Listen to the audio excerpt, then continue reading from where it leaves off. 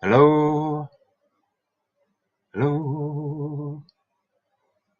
Okay, now it's 7 o'clock p.m. Greenwich Mean Time. I'm hoping that Rob can join me very, very soon. And if he doesn't, then is that you there, Rob?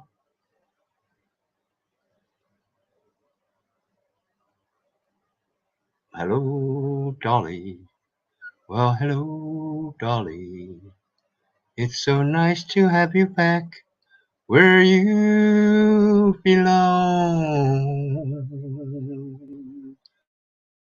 You're looking swell, Dolly. Oh, hello, Dolly.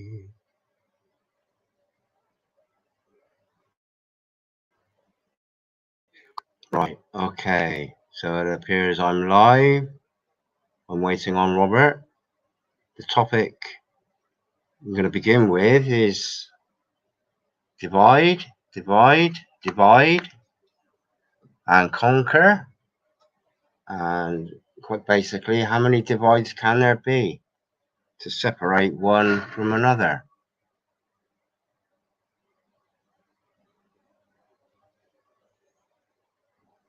Zoo, how'd you do?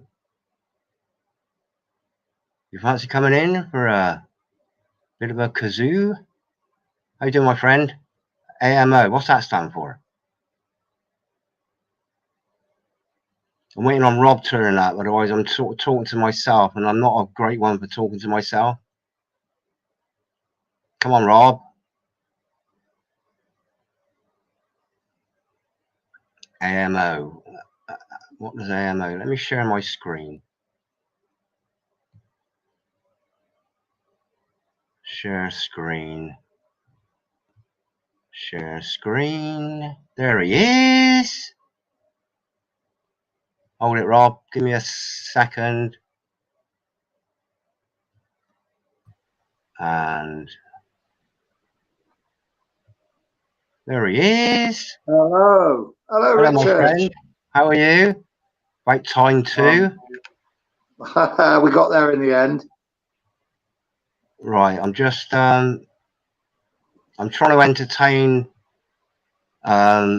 myself, really. Clan chant. You're trying to entertain yourself. That sounds a bit personal, Rich. Clan chant. Not sure what that means. How you doing, Rob? I'm good. Yeah. How are you? What's my sound like, Rob? It's coming through perfect. Oh, that's good. That's good. It's just what I'm saying, it isn't. Yeah, well, I mean, we had to pick a topic, and I thought divide, divide, divide, divide. Yeah. Dilute attention, dilute concentration.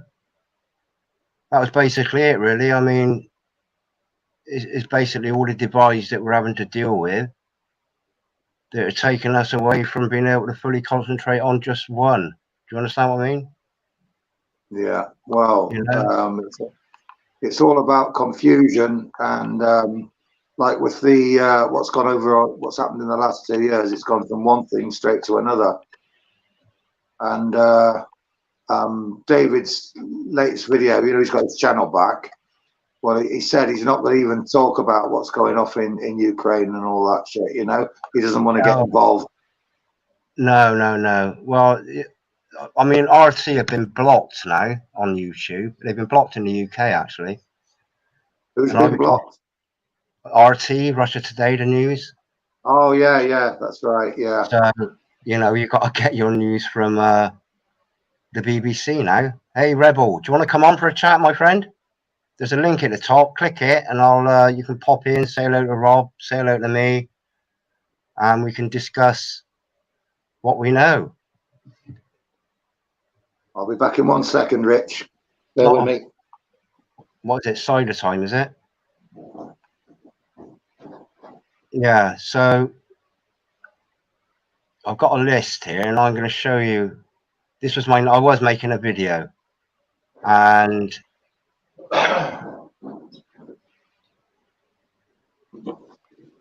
what's that? I've already got my wine, Rich. I just needed to get my vape. Looks like it's out. No, it's I didn't turn it on. I've just turned it on now, so it should. There we go. Wow. Yeah. So it's the Ukraine thing. It's a load of. It's another one of these divide distractions. A divide is a distraction. You've got, if you're looking at two sides of a story, you've got a distraction, which is another one of their divides. So, all right, my friend. So have you noticed how these things follow on very close to each other? There's always something going on to keep people distracted. Absolutely, yeah, absolutely. So I didn't quite get my video finished, as you know, just to sort of explain my interpretation of the divide, but it's not just the divide, it's divide, divide, divide, divide, divide, divide, divide, divide, divide, divide, divide. Divide, divide, divide. It's just everything is divided. Everything is divided, and all it does is it dilutes. Like I say, it dilutes our attention. But what it also does is, as Mr. Yates, one only sees the shit when you rise up and flush. Come on, David. There's a link at the top if you want. Oh, David, get in. Mr. Yates, come on in, please. Yeah. So, when there's something going on over in Ukraine or Russia, there's something going on somewhere else. It's a distraction. Or there's a narrative going on that is part of the agenda. But I got a feeling it's about taking sides, really, because I've noticed that there's a lot of protests or demonstrations in support of Ukraine, when in fact Ukraine is the president of Ukraine is an actor, as we probably all know now, that actually played the role of the president of Ukraine in a comedy sketch. Yeah, he did. That's right. You couldn't write it, could you? No. I didn't know that. I only recently found that out myself, looking at other videos about this guy. Yeah. It's unbelievable, really. But I've been talking a bit about this at work, and I would say probably 95% of people have discussed about what's going on in Ukraine. I don't talk about it that much, but I just like to hear people's views and what they're thinking. They're all saying pretty much the same thing. A, that we're not seeing the truth here. B, there's something very strange going on, very strange. And why do we not hear anything about what's been going on over the last 2 years anymore? That's all dropped out the window. Yeah. So it's from one thing straight into another to keep people divided and conquered, people to take sides, That's it, yeah. And I've actually got, like I say, I was making a video and I got a narrative and I was just editing the ums and ahs and the pauses out. But I might share it actually, or I might save it. I mean, this is the crux of the issue. Eventually, we'll be hard pressed to find two people that don't have at least one kind of divide between them. There's things, where have you gone? There's a difference though between, difference of opinion and a division. There's a very big difference, and their goal is to divide the people left and right. Absolutely. Everyone's entitled to an opinion, but they want to actually divide the people. They want one side saying this and the other side saying that, and it's a continual, ongoing thing. Well, absolutely. It's like, Manchester United and Manchester City was one of my examples. It divides a city. Yeah. Bristol City, it divides a city. there's just so many, like in Christianity, you've got so many different denominations that divide Christianity. You've got all Yeah. these different religions. You've got black and white Yeah. as a skin color, which is a load of bollocks. Yeah. You know, Well, there's so going many back to what you said divides. about, There's so many sorry, go on. manufactured divides. It's like if you want, it's like a war tactic. If you want to, you know, the best way to attack is to split up the opposition, you know, Yeah. into little groups. And then when you've got little groups all split up, then you split the little groups up into individuals, and then you murder them. Yeah.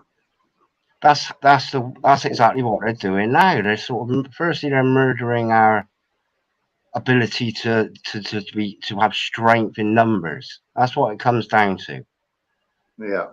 If we just put to one side all the BS that most people are being fed through the BBC now, it's a recognised war tactic. It's in weakening the opposition, weakening your Yeah. enemy. Is Yeah. to you know, it's like you know, it's like a lion hunting an antelope, hunting for a dinner. You know, you might have heard of 1,000 antelope. But what they'll do is they'll chase and chase and chase, and eventually they start falling off one at a time. And then they just get picked off. And that is exactly what the divide is all about. Yeah. You know, you divide black. Well, I mean, fundamentally, the human, we'll call it the human race, is it's described as black or white. Okay, that's the fundamental, and that's checkerboard stuff. You know, your game of chess. So it's sort of, you know, it's a bit of a giveaway as to what the agenda's You play being chess, sort of. Richard? Yeah. Yeah, I like a game of chess. I haven't had a game for a while, like, but I No, do like enjoy it. I haven't played for years, but I actually got barred from playing in school because I used to use the 4-move check. The 4-move checkmate move. Oh, you're just bragging now. No. It was recognised, but I used it 3 times on the trot against one opponent, and I got barred from. They said no. If you use that again, we'll have to disqualify you. So I used it again, and they disqualified me.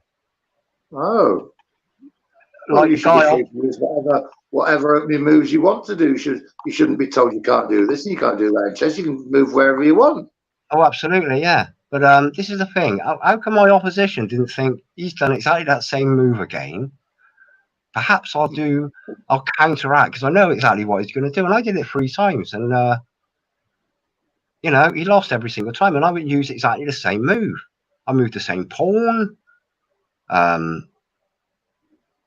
I can't remember it now, but it was a 4-move checkmate, and I did it 3 times. But they didn't learn. The opposition did not learn.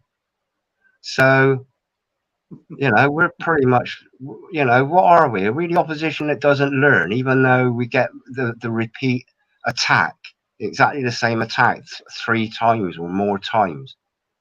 That's a really good illustration, Rich. Really good illustration there. Perfect. That's exactly what's going on. Absolutely. People just haven't learned. They haven't learned from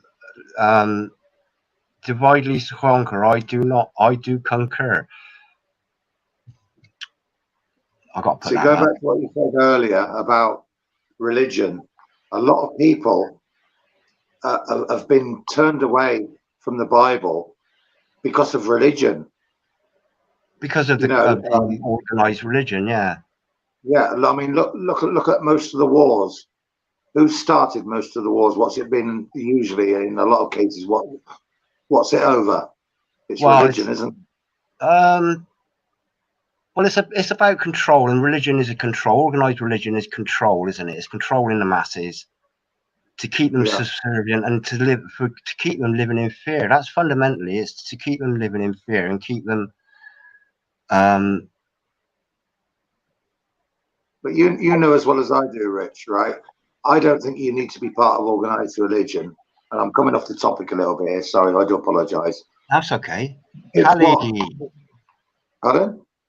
I just seen Cali Chica in the chat. Right. Organized religion, it's not good. You know, what did Jesus say? If you want to come to the Father, you have to come through me. You don't have to be in a group of people, a big organization or cult to reach Jesus. You know, Yeah, but it's what's in your heart. This is where organised religions, Rob, have managed to get that control over the masses, and they're teaching. They're not preaching. They're not preaching correctly. They're not preaching about repentance, and it's all lovey-dovey. And if you do this and do that, and come to church on a Sunday, you'll go to heaven. It's not. It's far from that as you can probably get, really, apart from being a Satanist. Well, there's more Christians outside of the churches than there is inside. I'll tell you that for a fact. Say that again? There's more Christians, true Christians, outside of the church than there is inside. Well, a born-again Christian is probably will look at the church and say, well, you're not actually teaching correctly. Yeah. Well, it's false doctrines. False doctrines. It's false doctrines, and it's avoiding the most important thing, which is the number of times I've been sat in a service and I haven't mentioned Jesus once. Yeah. And I think everything the Bible leads to and back to Jesus. Part of it, isn't he? Say again? He is the most important part of being a Christian, because as we said before, the Bible leads to him, from him, and back to him. Yeah. To God. He's the crux of the whole thing. Yeah. So, and then because you've got these modern churches now accepting the LBGTQ, that goes against the word of God. It's but they're still hanging. They're still promoting it. Yeah. Well, I go to my local court quite a lot, and I've never noticed it before. But as I walk past the shop window, there's a big rainbow sign in support of what you've just said. Yeah. And I think this is the state the world is coming to. Yeah. And even that is another divide, isn't it? If you go against it, and let's just say you're in the church. I don't want to overly talk religion or anything like that. I'm not talking. The organized religion is another one of these divides. Yeah.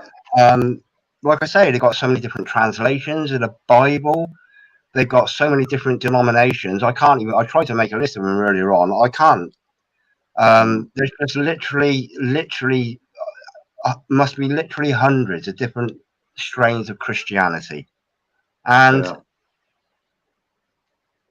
again, it's another one of these divide things, because only one of them can be right. If they're all different in one little way, only one of them can be absolutely right. And the only way to be absolutely right is if you're born again, you just go straight to Jesus and you interpret the Holy Bible using your own intuition, really, and your own common sense. Discernment, yeah. Yeah. So again, religion is probably one of the biggest divisive things there is. And as I said, so many wars started over religion. Unbelievable. Oh, absolutely. But they said even Hitler started his war because he was against. But what was he against? Was he against the Christians? He didn't like Christians. Hitler. Hitler. Yeah. Yeah. Well, it was the Jews, mate. That was his main target, wasn't it? Yeah. But he was against homosexuals, Jews, Jehovah's Witnesses. There was a couple of others. I can't remember what they were, but that was the three main ones. Mainly the Jews. Yeah. Was it the Jewish faith? Was it, or was it just the Jews in general? But here's the thing, Rob. It was because he targeted all the businesses, didn't he? He tried to put them out of business. Yeah, so it was the Jewish people rather than the Jewish religion. I think so. Yeah. But here's the thing, it was another manufactured agenda, Rob. Yeah. You know, Yeah. same bank funded both sides of the war. So, you know, follow the money, they say. So, and here's the thing about following the money. Everything now is hinging on, in the not too distant future, about watching what the money is. Money will disappear and everything becomes digital money, which is something that doesn't quite exist, except in the imagination. And, you know, so it's like still... all the cloud. What's in the cloud, it's all shite. It's all garbage. You know, you can do this in the cloud. You can do that in the cloud. Yeah. Bitcoin, all that crap. It's all, Yeah. it's all heading one way. It is, and money is the token for control at the moment. At the moment, which is why you know, we need to relearn, we need to re-educate, and make the Great Reset ours, not theirs. You know, and bring back the good old days, bartering and So I'm laughing because we were talking about that Monty Python film the other day, Life of Brian, and you said about bartering. I just thought of that sketch that said, "He's offering me 10 for this." Say that again. The gold. I was just thinking of that sketch from Monty Python when they were bartering about buying one of these goods or whatever it's gold, and he said, "He's offering me 10 for this." You don't remember that one, no? No, I can't remember that. Right. Vaguely. I couldn't run off pat though. But yeah. So I mean, the whole thing is pretty much about divides, really. Divides. And you can think of anything. Even you and me, Rob, we get on so well. We got divisions between us. There are things that you don't agree with that I don't agree with. Yeah. You know, but at the end of the day, it's not about the divisions, is it? It's about what's in your heart. And not entirely. No, I'm not on about. No. You misunderstand me, Robert. I'm on about what, and you know, it's nothing that's going to make me you and me become have any animosity between us. Okay. All right. But everything is about, you know, there are a few things. There's bound to be at least one thing between you and me, like for example, your meat diet and my vegan diet. That is a divide. But that's personal choice. I don't condemn you for being a vegan. You know what I mean? Absolutely. But it's still something that is generated as a divide, and it breeds in the mainstream. It breeds hatred, and it breeds hatred in such a way that meat eaters will go out and viciously attack vegans, and vice versa, I suppose. You know, it does exist. So there is a motion to war between even just something as simple as a diet.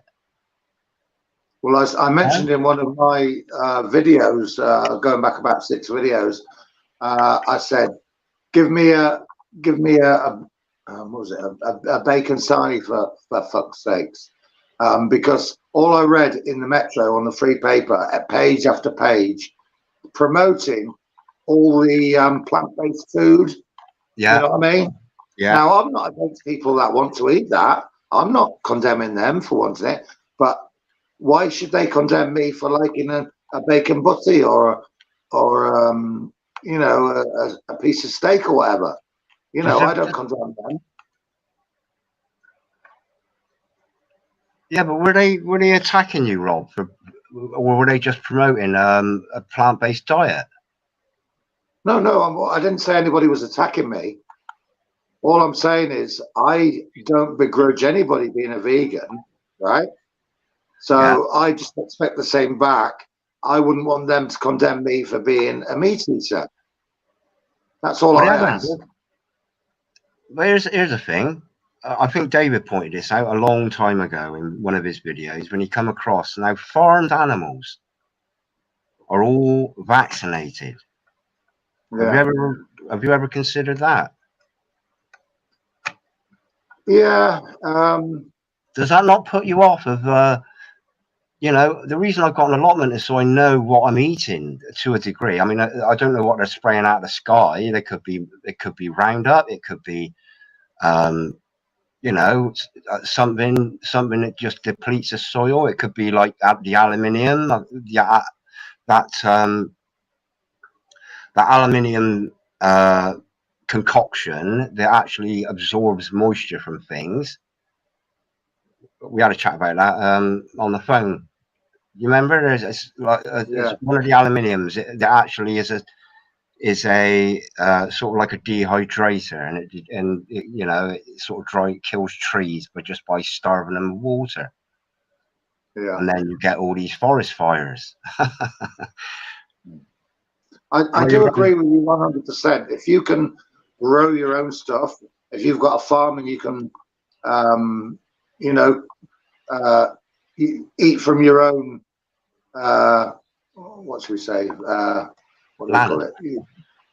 From your own land, yeah. Then you're on a winner. But yeah, I know what you're saying. You don't know what chemicals and everything has been put in the meat. You know what you get off the supermarket shelves. We just don't know.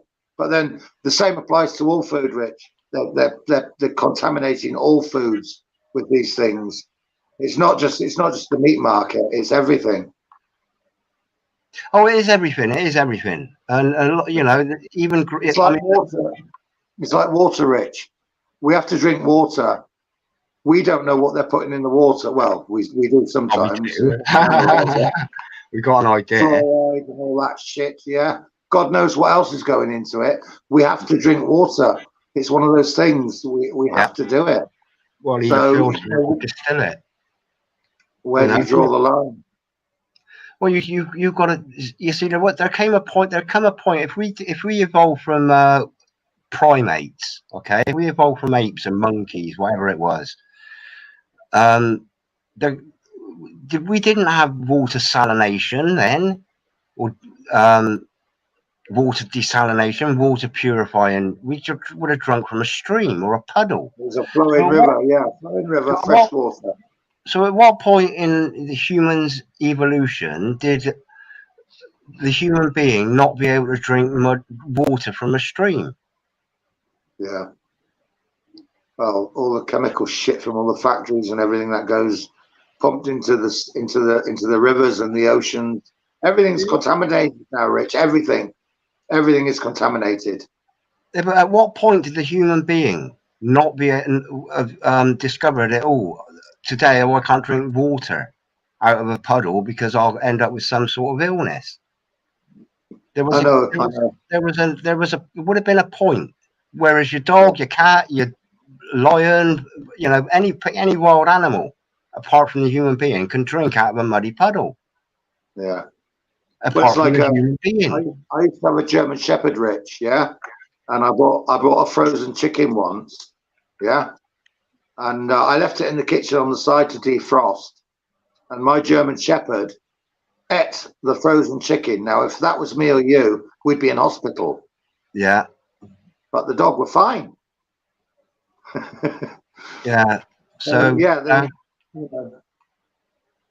immune system has been attacked. The immune system's been attacked. Everything. Yeah, well, I think animals have got something built into them which protects them from that type of thing, which we don't have as humans. It's a natural immunity, Rob, that has been nurtured out of the human being. Here's the thing. Now, I can't actually find this this article. To be honest, I haven't looked for it a few years, but rickets made a comeback when flour stopped being wheat berries stopped being ground to make flour by millstones, limestone millstone. Now, limestone is calcium carbonate, and the advent of mechanized stainless steel hygienic milling of wheat berries to make flour, they noticed that there was an increase in rickets, which is a calcium deficiency in the bones. Okay. Yeah. So those good old fashioned ways. Because if you're milling, if you're milling berries with limestone, so that limestone will end up in that flour through attrition. Yeah. And that's why you see on packets of bread now fortified with. Fortified basically means added. Fortified with calcium. Yeah, I know what you were thinking. You're fixed. sorry, Richard. Sorry, it's coming to my head. I'm sorry. Go on. I know what you're thinking. So we tell everybody the joke. For them that are watching now, so we tell them the joke. No, because it will only prompt me to say that, and I don't want to say that word. I want to sort of keep it as clean as possible, so I don't have to. I want children to be able to hear what we've got to say, Rob. You don't have to say the word, Rich. You don't have to say the word. No, I don't. No, because it's innuendo anyway. Okay. I'll be good. Yeah. I promise. So, did you know that water to make the plastic bottle is more pure than the water in the bottle? I didn't know that. I didn't know they use water to make the plastic. I didn't know they use water to make plastic anyway. Did you know the water to make the plastic bottle is more pure than the water in the bottle? Oh, that's probably, yeah, I wouldn't be surprised if that were true. Although I have heard that plastic, any plastic on any drink, the plastic gets into the actual drink itself and it's not good. Oh, it I don't know leaches out, yeah. It leaches out. I think I come across an old video I did. It was 2019 and it was about litter, and we got a little local brook, and there was just absolutely loads and loads of litter, floating cans and floating bottles. But it reminded me of the good old days of the milkman. Now, I don't know when the milkman was defunct. You know, the door-to-door milkman with the glass bottles. Hey, Rich. Yes. Believe it or not, I used to be a milkman. Did you? Yeah, I'm going back now. What am I now? I'm 62 nearly, so I must have been. Oh, I was a milkman when I was about 23. Wow. Yeah, and I had in fact, no, it was 1981. I'll tell you how I remember that, because there was a film that came out at the cinema, An American Werewolf in London. Oh yeah. And I was a milkman at the time, and I went to actually see the movie. And I had a country round right out in the middle of the sticks, in the middle of nowhere, pitch black, no lights, nothing. And my imagination started going over time. Shitting myself, looking over my shoulder all the time. Yeah. Wow. Anyway, that's another story. Going back to the good old-fashioned milkman, because the good old-fashioned milkman had more than a role of just delivering milk. Yeah. For a lot of people, the milkman was sort of like a bit of an alarm clock with clanging bottles at 5 in the morning. You could set your watch by, the clanging bottles, roughly. But probably one of the main things that the milkman's role was to keep his eye on people. So, well, it's funny you should say that, Rich. There was a lot of elderly. No, hold it, Rob. I'm not talking about peeping through the curtains. No. Like Ernie. What are you saying about me? I'm not a peeper. No. I know what you're saying, because on my round there was a lot of elderly people, and it was my natural instinct to make sure everything was okay. That's it. And once a week you collect the money so you could have an interaction. That's right. Yeah, that's right. And if it wasn't about milk, it was all the other little extras we used to do, like cheese and yogurts. Oh, yeah. I know about your little extras, Rob. Hey, In my case, Richard, I was a good boy. I was not the definition of what what a lot of people think of the milkman trade. Yeah, I was a good boy. yeah. I But was I mean, they were pretty much a crucial element of communities, the milkmen. Yeah. And then the government cocked everything up by being part of the common market, the European Union, and accepting French. I think it was French milk. They started importing French milk, didn't they? I don't know about that, Rich. I've not heard that one. Yeah, when it went into the plastic, they started importing cheap milk. So people were going to the supermarket and buying 4 pints for £1. Yeah. You know, I think at that point, we used to get our milk from abroad because it was cheaper. Right. Okay. I've not heard that one before. Yeah, I'm pretty sure I heard that. Now, this would have been years ago I heard that, but I'm pretty sure that milk from abroad was cheaper. And I got a feeling it was France. The French milk was cheaper than British milk. And that Really? was the demise of the milkman, and that was part of the demise of communities.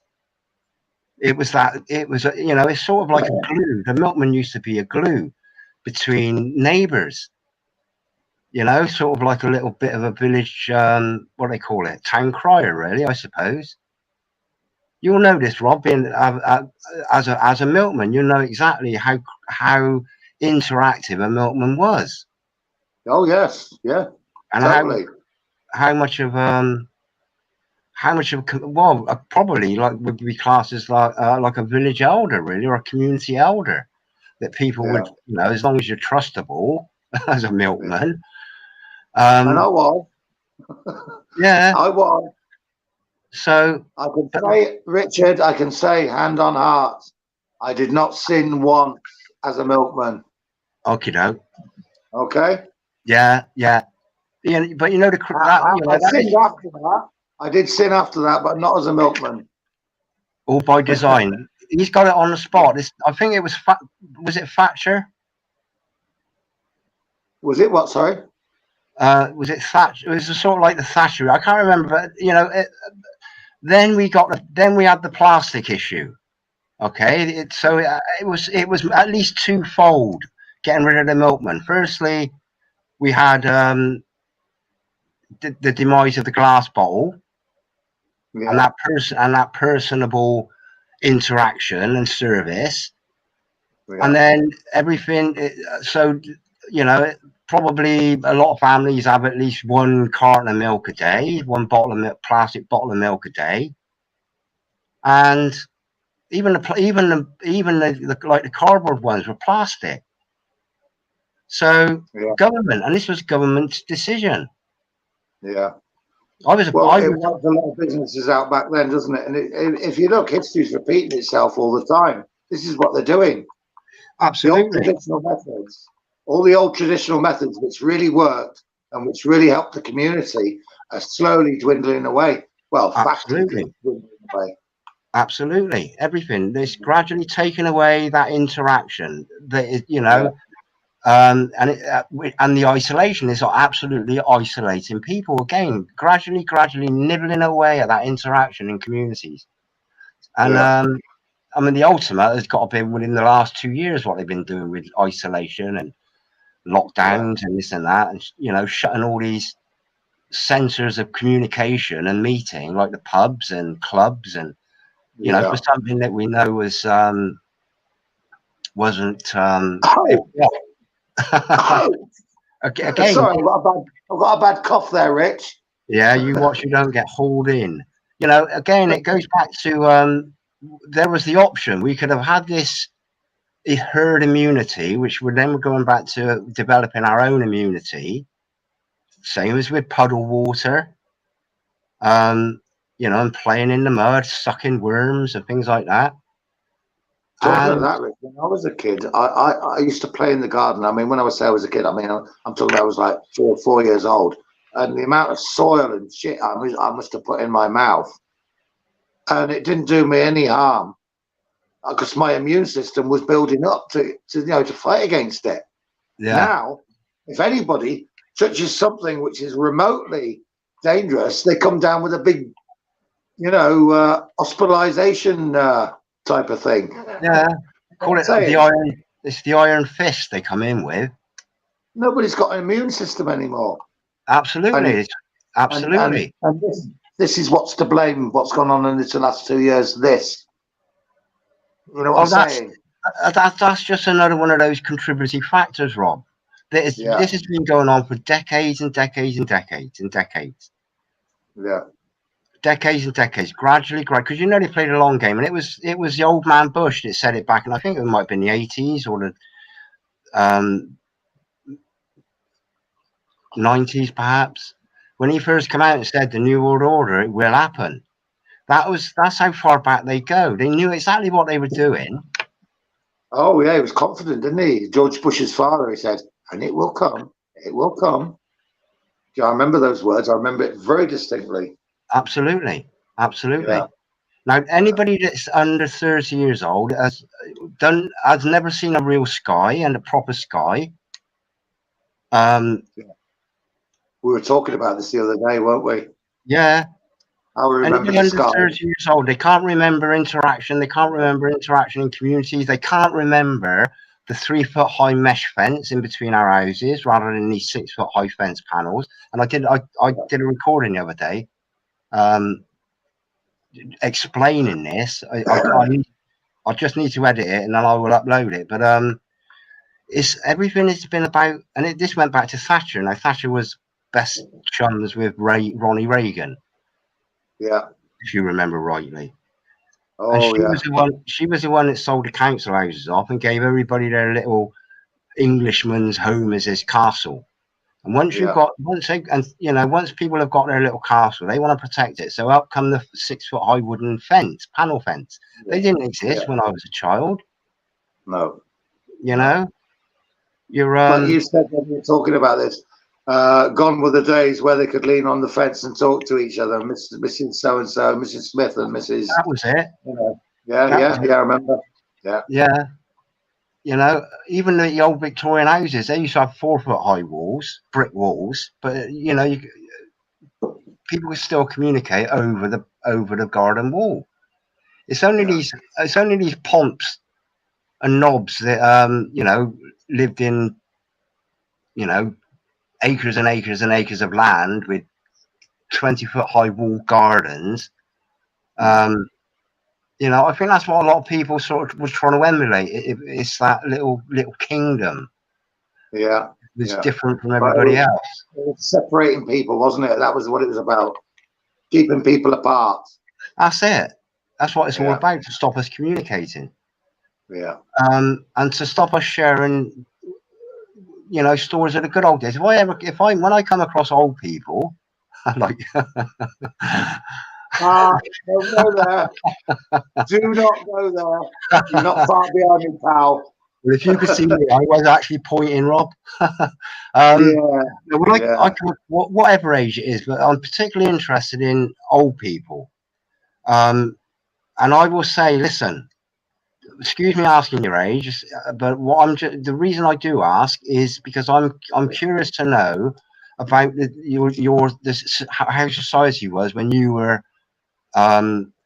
growing up. So if you've got somebody in their 80s, that's like 20 or 30 years older than me, and I'll say to them, listen, has life got better or worse for you? And I've never met anybody that said life has got better. Life is better. This is why it's so important. This is why, again, I'll mention David's books. This is why it's so important to log, not on the internet, not in the flipping cloud, but in paper form. So it can't be really deleted unless they do another book, unless the Nazis do another book burning. This is so important just to keep history. And it is true what David says. It's our story. It's a story of us, or call us common folk. There's no pomp and pomposity about us. We're just, we want to get from A to B, birth to death. We're happy with neighbours. Most of us are happy with our neighbours, or Not so much happy with our neighbours, but happy communicating and being herd animals and communal. Excuse me 1 minute, Richard. Nature calls, my friend. I've got to Only go. for a minute, 1 minute. Pardon? Go on then. Oh, right. Sorry. I don't know you've gone off then. Who am I talking to now? Anybody want to come on? I'll be back in 1 minute. Somebody answer this.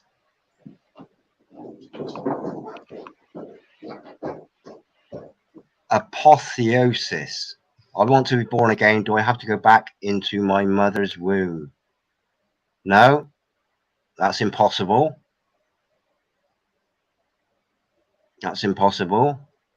And if I thought you were serious, I would answer that.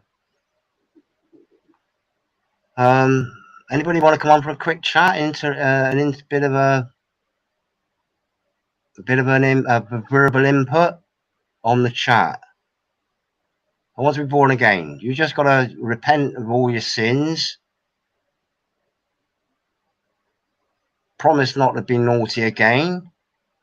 Take Jesus Christ as your role model, your savior, and live a righteous life as best you can. Ask Jesus Christ into your heart and your life. Simple as that. That's being born again.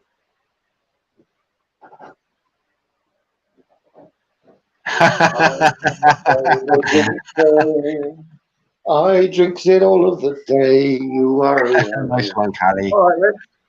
Yeah, I don't want to go out into my mum's room now, nor me. I can't think of anything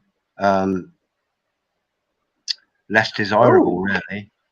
The question was, do you want to be born? How to be born again, Rob? Can you might be? Oh, right. Let me put it up again. This is the question, Rob. You answer it, because I tried, and I'm not very good at explaining how to be born again, apart from the way I did. Right? It's just I want to be born again. Do I have to go back into my mother's womb? No, you don't. You definitely don't have to go back into your mother's womb. There's probably a lot of people out there that would like to do that, but no, you don't have to do that. To be born again, you have to be awakened. Your eyes have to be opened. Your heart has to be opened to Jesus and accept his ways, accept the truth. When you realize those things, then you are born again. Am I right, Rich? Well, I think it's a bit more. It's probably a bit more simple than that, because truth comes with being awakened, and being awakened comes with being at one with the Creator God. This gives us so much intuition back. It clears away, for me anyway, clears away so much fog and bullshit. As I said to you, Rich, the other day, once you've awoken, you can't go back to sleep. Oh, absolutely. Once you're awake and you see what's going on and you realize what's going on in this wicked world, you can't go back to sleep. And all you can do, well, there's two things you can do. You can either sit back and ignore it, or you can say, I need to tell other people about this. And that's where David Yates comes in. He didn't just sit back and say, okay, there's something going on. I know this is wrong. I'll live my life and carry on as I am. He wanted others to know, and you know as well as I do the work that he's put into his books, his videos. He is one in a million. The work. I am astounded. I'm flabbergasted at how his devotion, and his loyalty and his integrity, his persistence, and ultimately it will pay off. And as I said to Dave when I was talking to him, I said, even if one person, just one person, wakes up from what you've told them, from what you've said, or something that they might hear, which makes them think, oh, okay, you've planted that seed, then he's achieved something. Just one person. Absolutely. Yeah. And it's got to be. We've got to go into it. We've got to go into this with the idea that we just need to change the mind of one person. That's all. That is what we need to do, rather than change the world. Yes. By ourselves. Yeah. We just need to change the mind of one person. Yes. It's 100% on that, 100%. Yeah, and then, but this is the thing. If you doing something that changes the mind of one person, the chances are you're directly changing the mind of more than one person. Okay, it's just the law of averages. But this is let me give you this little conundrum. I will give you £28,000 now, or I will give you a penny a day doubled for 28 days. Which one do you want? I'll have the penny a day doubled. Yeah. Now, the penny a day doubled. This is about this is about a viral thing. You know this from Clean Easy, then? Do you know it from Clean Easy? I used to work for Clean Easy. Yeah, I know. I did as well, and I know that part of my education in it wasn't network marketing. Yeah, it was network marketing. This is the thing. If you're trying to promote something, this was what I was taught. Now, a penny a day doubled. Work just anybody in the chat, work it out, and you'll be amazed over 28 days how much. So your first day is 1 penny. Your second day is 2 pence. The third day you double it. That makes 4. Then it goes to 8, 10, 16, blah blah blah, right up to 28 days. Okay, so you double it. But this is the thing. If you tell 2 people a thing, okay, what you then have to do is teach them to tell 2 other people. Yeah. This is where that viral aspect comes in. So if I went out today, or if David goes out today and he educates 2 people about chemtrails, okay, look up and say, right, and this is definitely applicable to people that are over 30 that can remember blue skies and not this wispy, misty stuff that we got going on above us today, this shroud. So telling 2 people and then teaching 2 people to tell 2 other people. This is where you're doubling it. This is where you tell 2 people. Those 2 people each tell 2 people, so that's your 4. Then the 4 they're then educated to teach 2 people each. That's your 8. This is where that exponential viral information sharing goes. This is how it works. So this is why it's crucial not to give up because we think that people aren't understanding or people aren't listening, or all it takes is 1 person or 2 people. And this is the thing: if it falls in the ears of the right person, somebody that's got so much flipping clout, they've got an audience of thousands or millions, I guess ultimately that's what we're aiming for. We want mainstream coverage of what Can I just say, Go on, then. Can I just say, when it comes to, waking other people up, like for example, like you just said, say David puts a video out, 1 person thinks, oh my God, yeah, why didn't I see this before? Now, the mistake a lot of people make when they tell others is they try and swamp them with everything. That's it, yeah. And the thing is to do it 1 step at a time, little steps, baby steps. Absolutely, yeah, absolutely. So if you're going out and there is evidence that the sky is not normal, that is a thing to focus on. And if you there's whatever there is actually visible evidence of where we are, we can sort of dwell on that because we have, there is evidence to back up what the flipping heck we're on about. Yeah. But the biggest one is, if there aren't any, if the sky is clear on that day, you'll pick something else like the water. Do you know what fluoride is? Well, first I think I think it's a byproduct, isn't it? Is it a byproduct of the aluminium industry? It's not a natural product. It is a No, it's a byproduct. Yeah, byproduct. yeah, It's a that's what rat I'm saying. poison. And Yeah. then, all it takes is just one person to listen, and we will find that one person to listen. I shout at everybody just because of my upbringing. Council estate, 20-a-side football on a Saturday.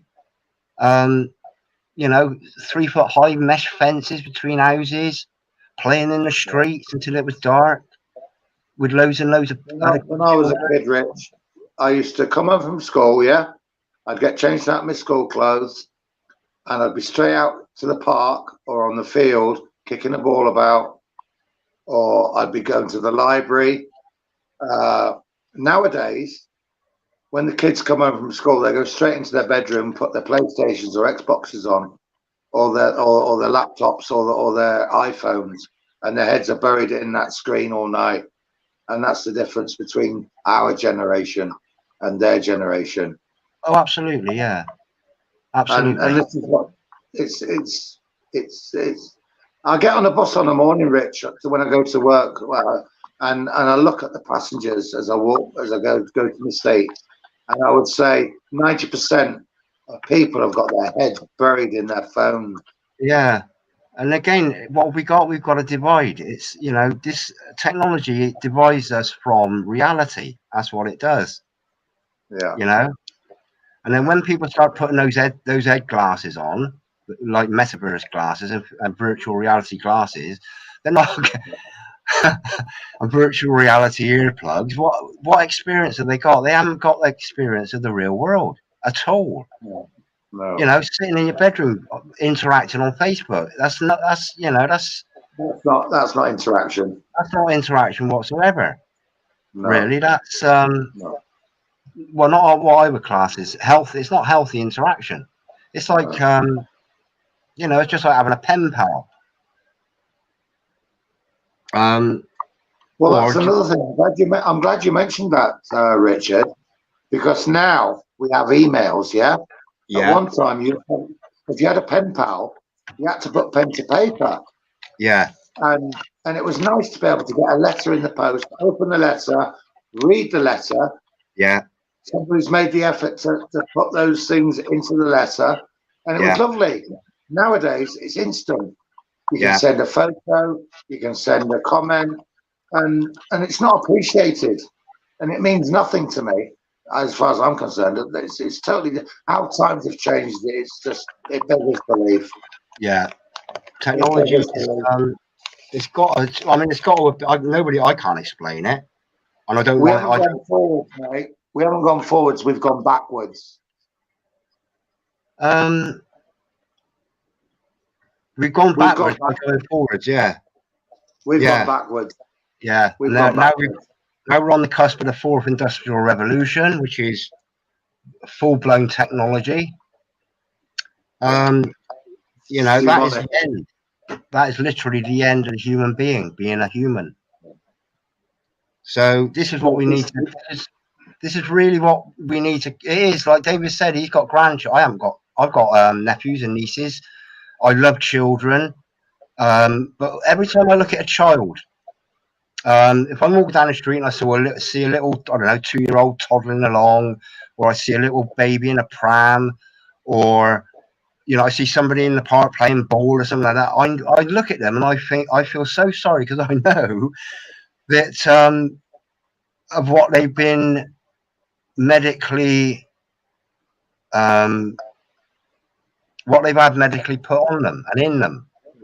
Yeah. And I know that those children. I know that those children. I feel so sorry, and I do feel anger, but I just feel so sorry. I feel so sorry for the child, but I feel so sorry for the parents, because they're oblivious to it. But you've got a child then, but when you know what they've gone through and what they're going through and what their future is, it's difficult to. The hardest thing is knowing what the resolve is. That's the hardest thing, But but it breaks my heart just and seeing these pasty white children. No, I know these babies. I know that they you know, they probably just had a procedure, okay, and they're crashed out, looking all blue and just odd colours. Yeah. You know, and I can, because of what we know, it's like, oh gosh, what to do? I'm just glad I'm not a parent. 49%, 51% of me is glad I'm not a parent. Well, I was just about to say, Rich, I'm glad I'm in my 60s, right? Believe it or not. I would not want to be in my 30s or 20s now. I would not want to be in that age group. Well, that's knowing what you know now, Rob. But if you're in that age group, you know no different. Exactly. It's only what we know, and this is why I'll harken back to David's books. This is why it's so important that history. Oh.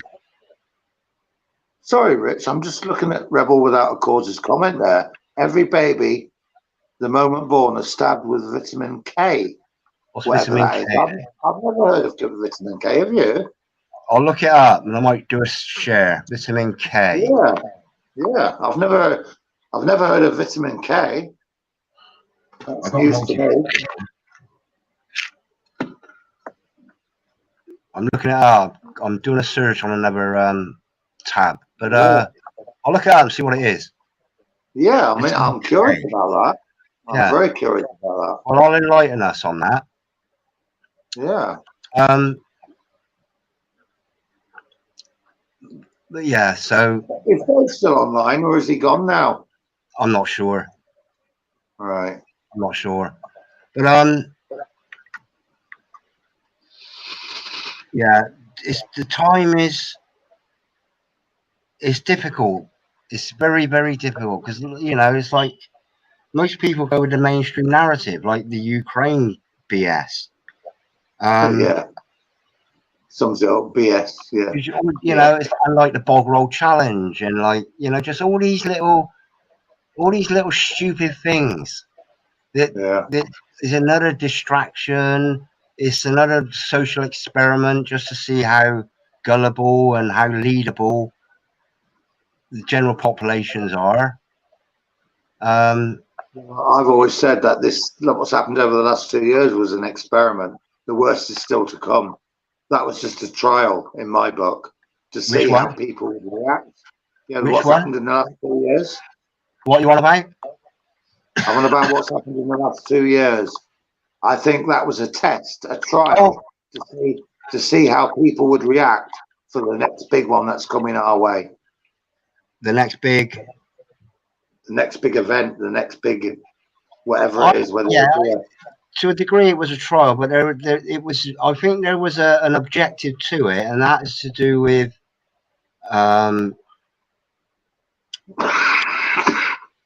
was going to say that's well timed. I was going to say to do with natural health, our natural health, and you know, not letting the human being develop naturally. And what's how can I put this? Well, let's call it toxifying. Exactly what it is. Toxifying. And you never know. I got a feeling that one of these one of these procedures will contain something that is quite nefarious, really. You know, I've got vitamin. Let me share this a minute. Okay. If I can. This is on the NHS. Right.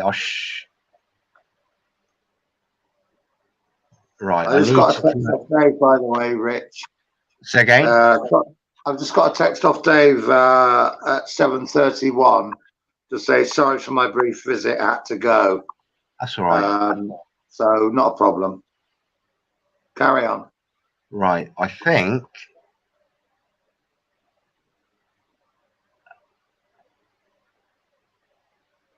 This is right. Tell me if you can see this, Rob. Can you see vitamin that? Vitamin K is a group of vitamins that the body needs for blood clotting, helping wounds to heal. Now this is NHS website, okay? Yeah. So we're not giving the medical advice. We're Yeah. just reading what the This is from National the Health NHS Service website. says. Yeah. It's not There's you also some, saying this. Yeah. I understand. I've there's never also heard of some, vitamin K. eh? I've never heard of vitamin K. I've learned something tonight. Well, this is probably why, because you find it in leafy green vegetables such as broccoli and spinach. Oh, I eat a lot of broccoli. Oh yeah, I like broccoli. Yeah. yeah. Right. So vitamin K is a group of vitamins that the body needs for blood clotting, helping wounds to heal. There is also some evidence, vitamin K may help to keep bones healthy. Okay, just some evidence.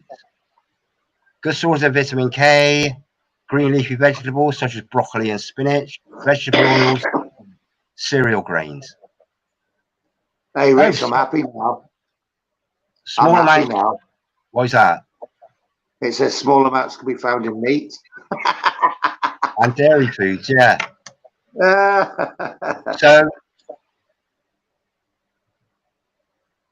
how much do you need? Adults need approximately 1 microgram a day of vitamin K for each kilogram of their body weight. So it's all there, look. Yeah, I've learned something tonight because I've never heard of vitamin K. So thank you for Rebel with a Cause. Thank you for that info. What I'll do is I'll copy that and I'll go back to you and me.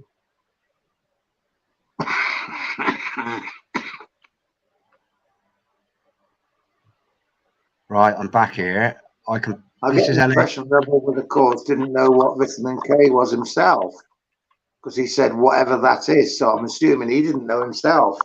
Mind you, I don't trust the NHS. Well, yeah, there's that as well. Yeah, you've got to be so careful. Yeah. So, yeah. I know exactly what you're saying, Rich. Which I don't. I've had enough of them. They wouldn't service me for 2 years. And then when they did one, they wouldn't service me because I wouldn't have a nasal swab. So I think, well, that's the end of them. The health service is, well, and particularly, I said this to one of my consultants. I said, listen, I've gone off of it a lot because of the dancing nurses, all these nurses and doctors that were dancing in the wards. Yeah, and I remember the video. Listen, I don't want somebody. I said, I don't. If I'm going to get knocked out and have an operation, or I'm, lying in bed ill, waking up, I said, I don't want nurses and doctors dancing around me. He said, oh no, that wasn't that. That was to keep the patient's spirits up. I thought, wow, what a load of old tosh, which it was. Yeah. And this is the thing, we can see it for what it exactly is. Yeah. I can remember all the people out on the balconies, out on the front doorsteps, banging their pots and pans. Oh dear. Yeah. Oh, we won't go too much on that one.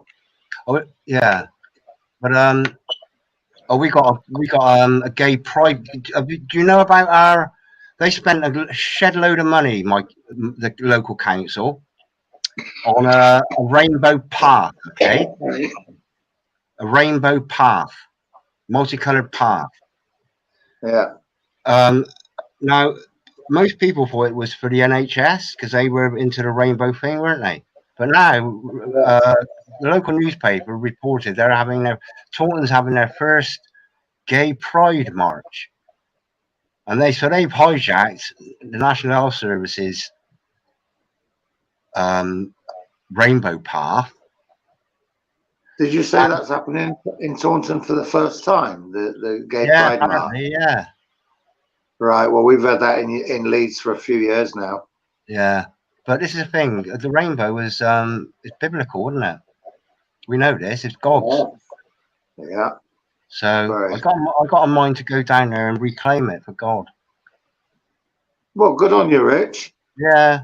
And that was a covenant with Noah to promise that he would never ever destroy the earth with water, flood the earth again with water.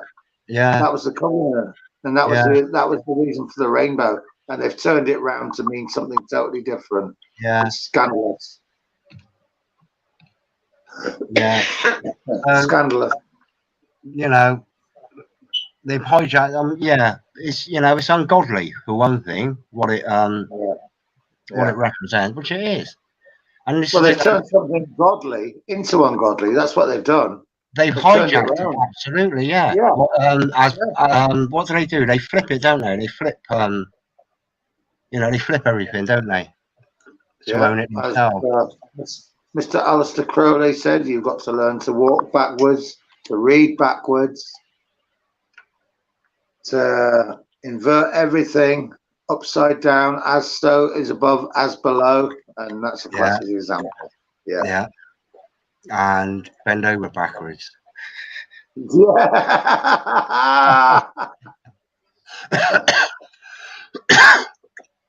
Oh, Rich, we were talking about me being a milkman earlier. Oh, go on.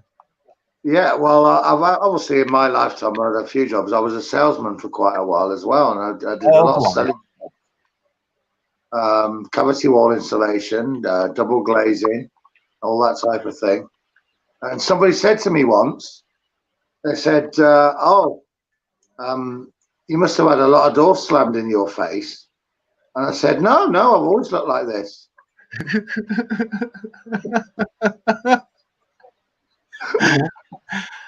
What reminded? I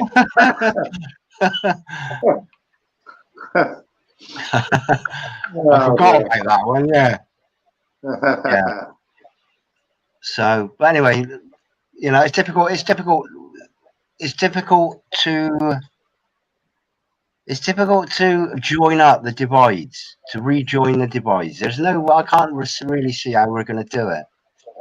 Well, we'll never go back to what we were like. That'll never happen now. They're just pushing the agenda forward and forward and forward. The only way clear now is through Jesus and the kingdom. No, that's the only answer.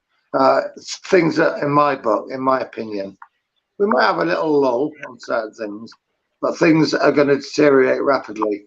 They're going to carry on doing what they want to do to meet what like the digital currency,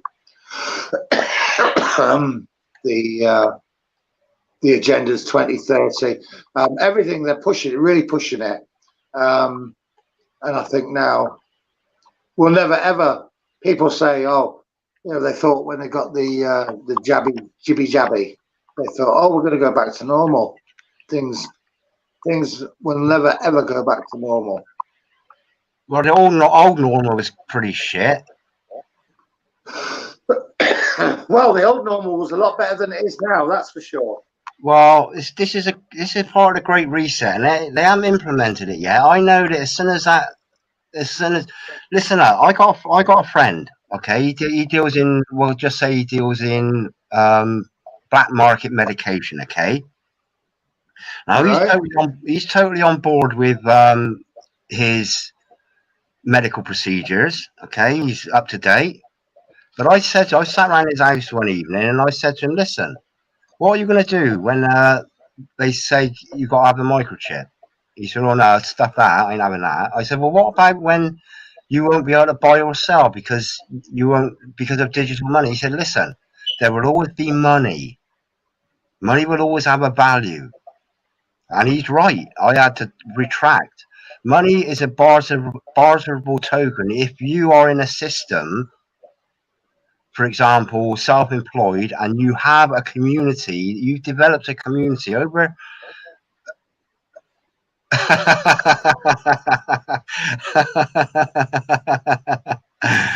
That's a good one. Well done, Zoo.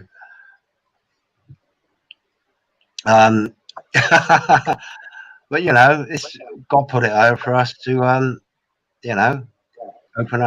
just have another experience, really. As long as anything doesn't control you, that's, you know. But listen, this is what he said. There will always be money. Money will always be a barterable commodity. Yeah, but probably in a digital form. No. I'm talking about hard cash, mate. I'm talking about The hard way cash. I see it, right? I don't know if I've said this to you before, but the way I see it, the only way in this near future, which is, you know, literally round the corner, the only way we are going to survive is by helping one another. And, you know, like, for example, you've got an allotment, yeah? I have. You could trade some of your potatoes for, I don't know, for a bag of sugar or whatever. No, I don't take sugar. Listen up, Well, Rob. I've got, listen, hold it. Now allotments are, I think they're sort of enshrined in some sort of British law that they have to provide allotments. Okay, they have to provide growing space. Okay, now all They they've can got to take do. that away from you just as quickly as they'll give you it, Rich. Well, this is part of the Sustainable Development Program, is to have no untilled soil. We're not allowed to till soil ourselves.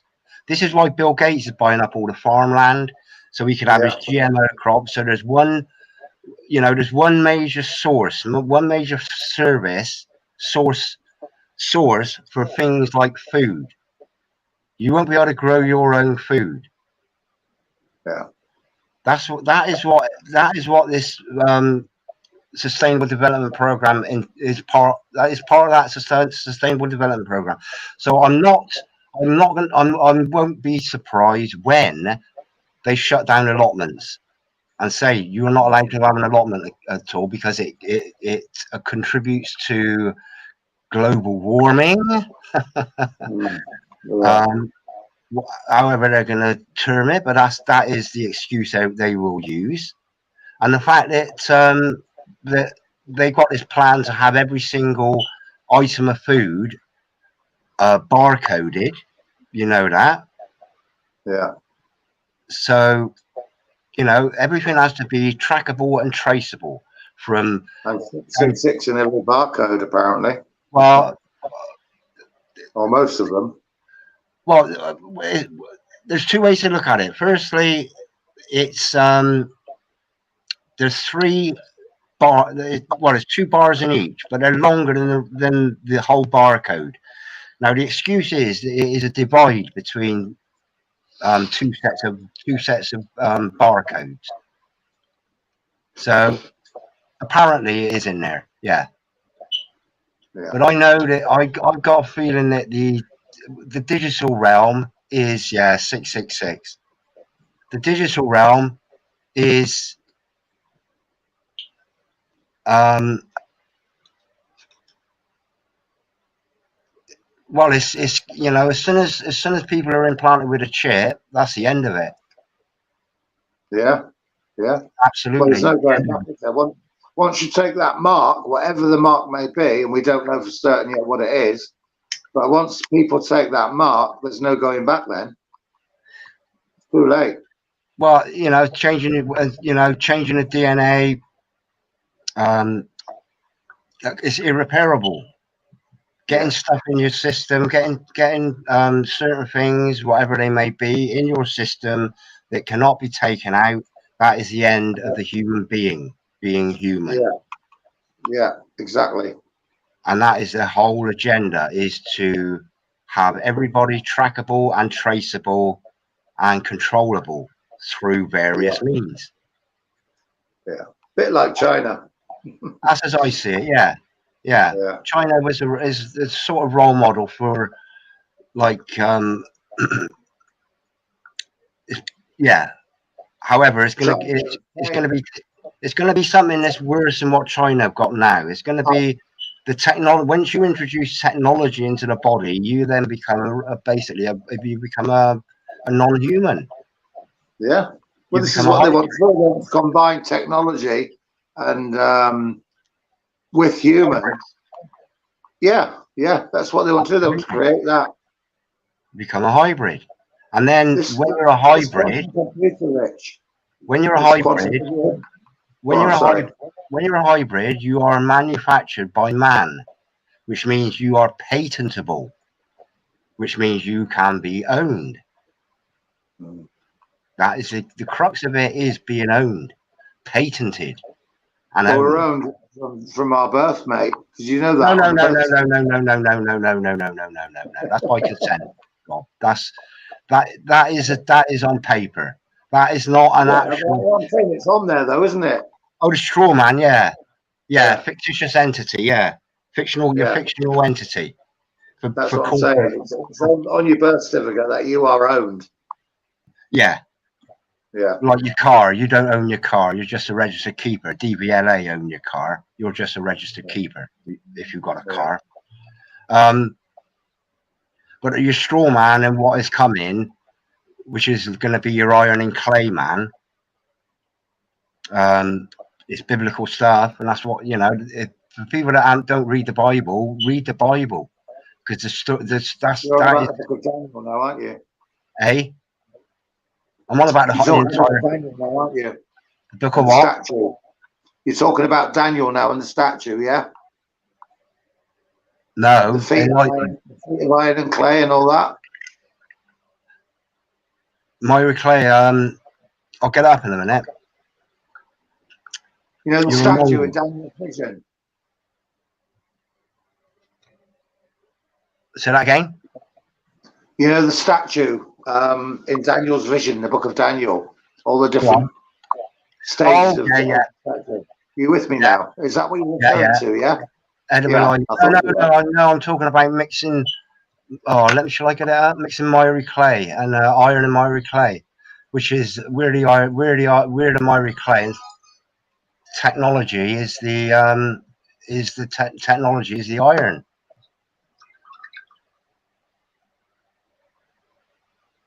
Hi, Lacey, by the way.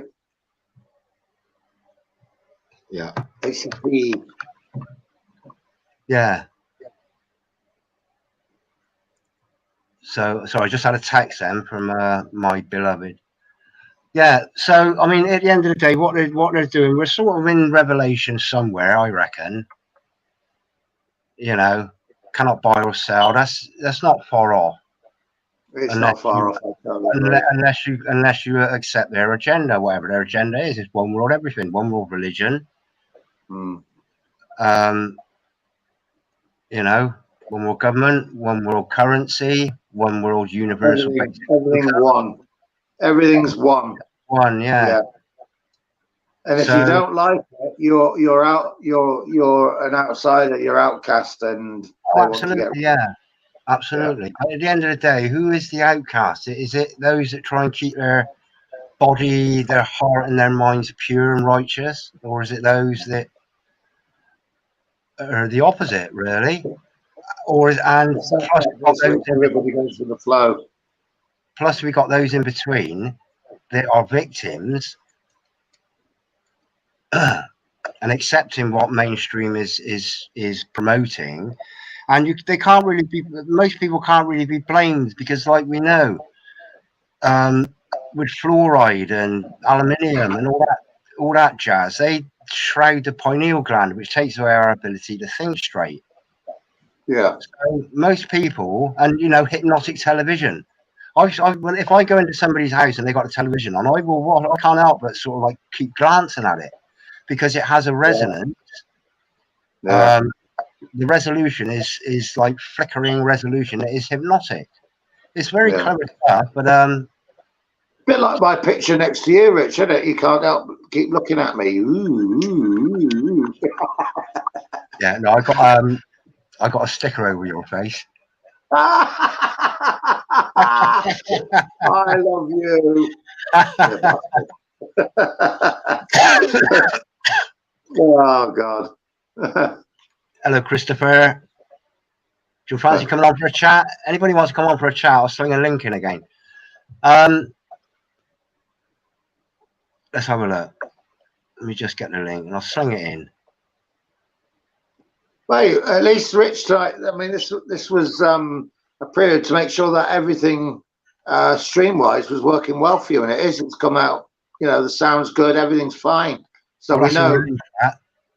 Yeah, well, we know when we can get you know, David in at some point in the near future. Oh, then I can't wait. Honestly, I can't wait. I can't wait. that'd be great. I can't wait. Yeah, I can't wait. I'm so looking forward to it. It's you know, it's daunting coming on having a chat. It's quite a daunting prospect, but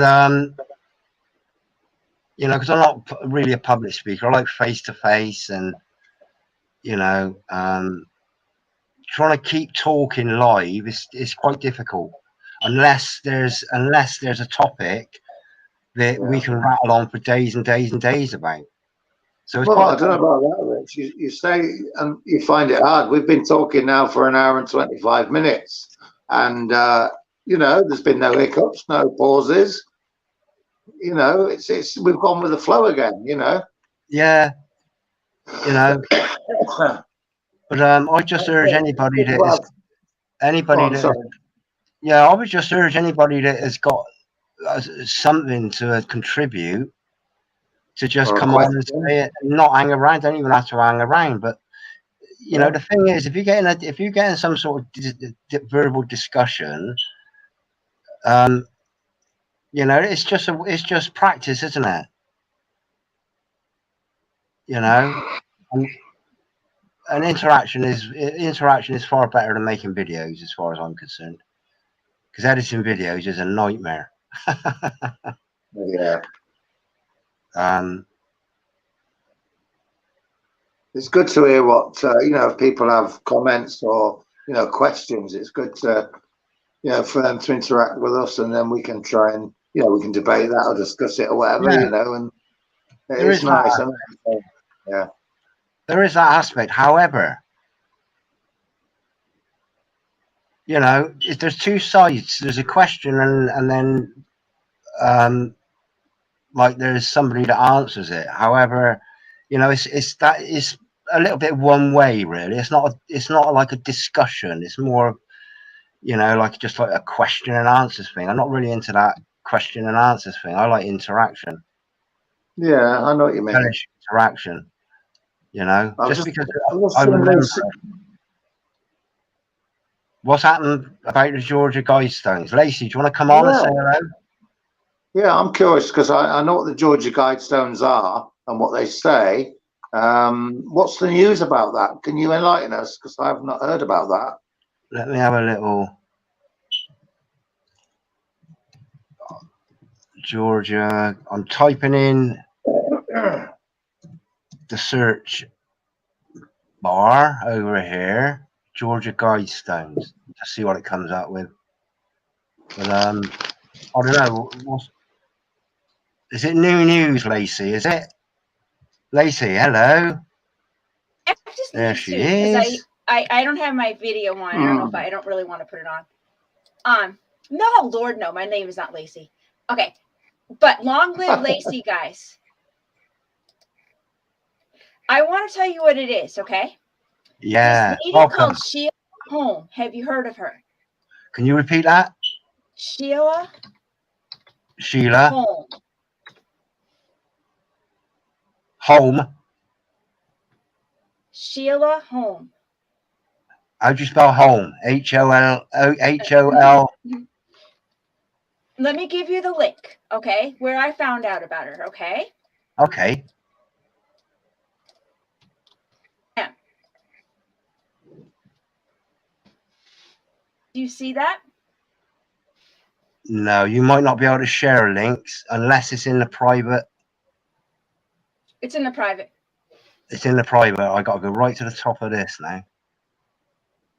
I can't actually get. Can I just interrupt? Just ask briefly. What is the news? Just, you know, without having to click on the link. Georgia, United States. Yeah. Is the same as Georgia, like Russia. It's like, and they put those guidestones there. Oh. And that says reduce the population. Yeah. And this all links to the Ukraine. And that lady that I just mentioned to you did all this research on it. It's fabulous and fascinating. Wow. Can you type in the comments, her name? I can't get up the I don't know if I know how to. Let me go see. Let me go to the YouTube. I'm not sure. I don't know how to do it.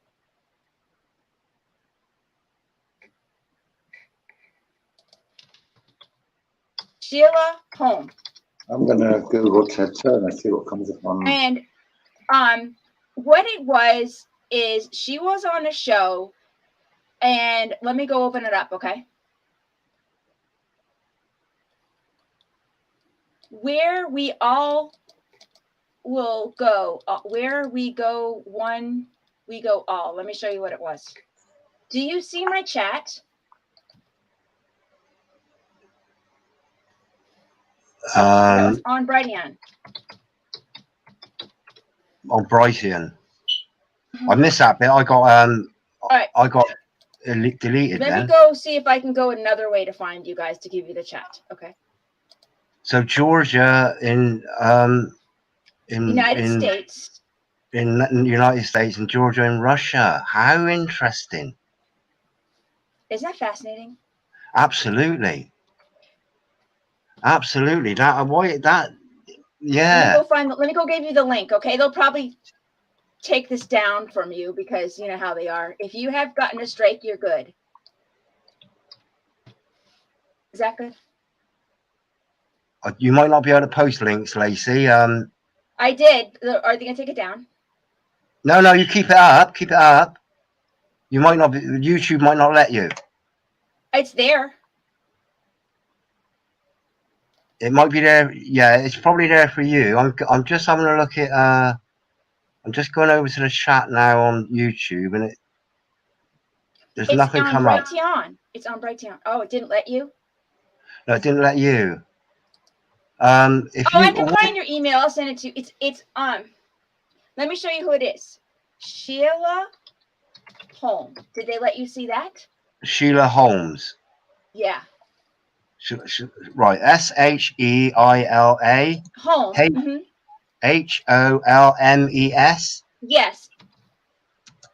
Oh, you got it. This is the person on. That's the link from Brighteon. Did you see my chat? Brighteon. Yeah, I got your Sheila Holmes. Brighteon. She connects the Georgia Guidestones with the Ukraine bloodlines. Oh, that's one of the best videos I've seen in days. How fascinating. How fascinating. Well, thank you for that. Gosh. Something else to distract and divide us. Divide our attention. How coincidental though that nobody put two and two together like that until now. She connects it all together. That lady's smart. Wow. Is she on YouTube, Lacey? No. She's on Brighteon. No. Anywhere? No. It's that guy that posted. Let me tell you who posted it. Let me tell you. His name is Ted Turner. We Go One, We Go All is the name of his site. Okay, here. Type it down. Where we go, one, we go all. I'll write it in there. You write it in there. Oh, God bless you, right, Lacey. Wow. It was on Monday.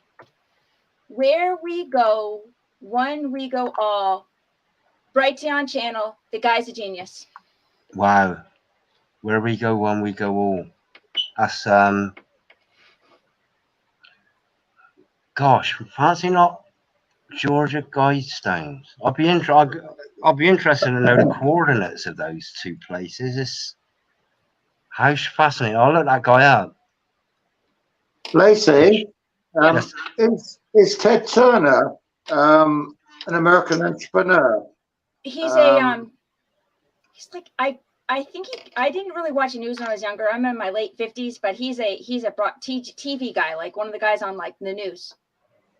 Right. Okay, I've got the right one. I was just looking it up on here on the internet, and it says Robert Edward Turner, Ted Turner, is an entrepreneur, television producer, media proprietor, and philanthropist.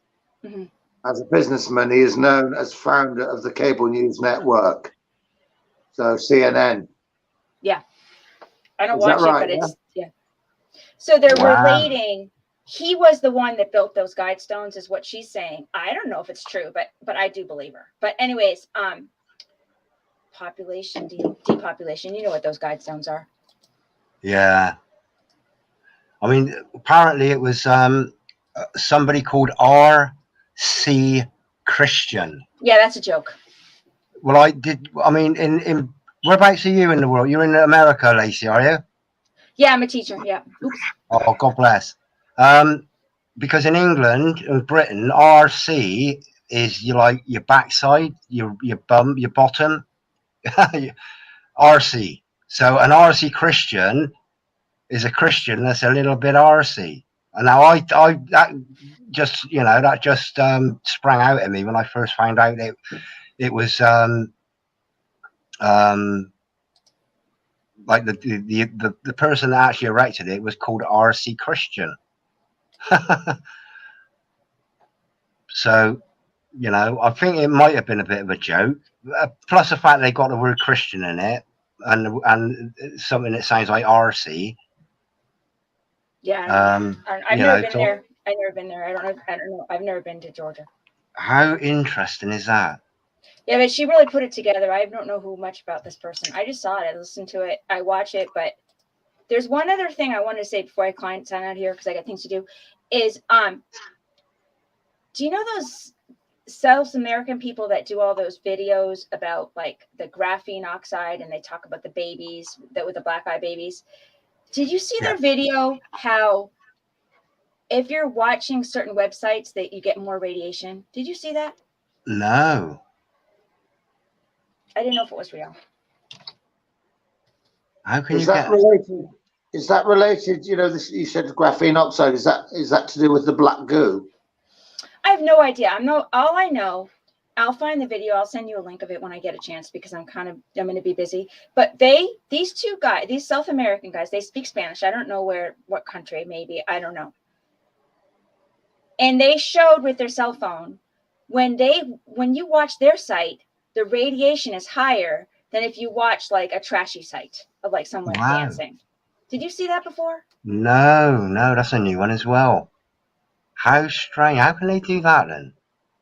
Well, Rich, if you think about it, the megahertz in music, if they turn the hertz to a different level, it can have a different effect on people. So it makes sense.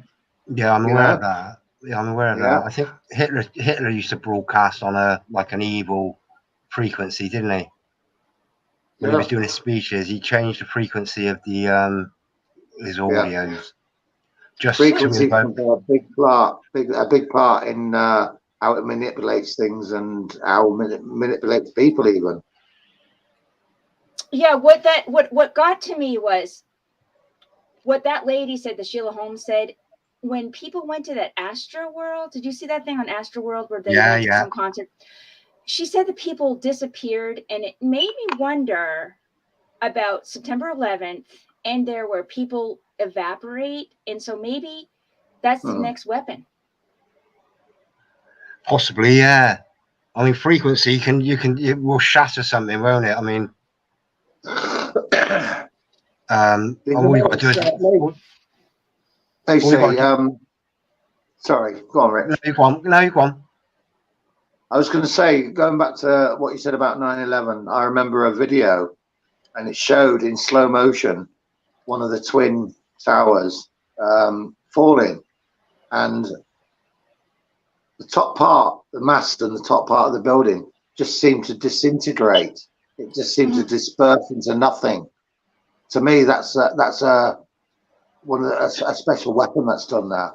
Yeah, it's a frequency will causes a vibration, and if you it's like an opera singer can break a crystal glass. Exactly. Shatter a crystal glass. Now, concrete is basically just tiny grains held together with like a glue. So if you can shake concrete at a specific frequency, you can actually shake the thing into basically shake it to bits. So that sounds quite a feasible. So at that concert, do you think that they just had certain? Do you think it was a some kind of a weapon? Were they evaporated from some, I don't know what they're called, those weapons, weapons, or do you think it was the sound of the music or a combination? Well, music sound is a frequency and generates a vibration. So yeah. Give me 1 minute. You know, frequency is crucial, as a crucial element, and I think it's a crucial weapon because well, everything modulates at a certain frequency. Us, our atoms, everything is you know, everything is made of atoms apparently, and each individual atom will modulate at a different frequency. So there are obviously good frequencies and there are destructive frequencies. Like you know, just imagine, I don't know, like a fire siren going off.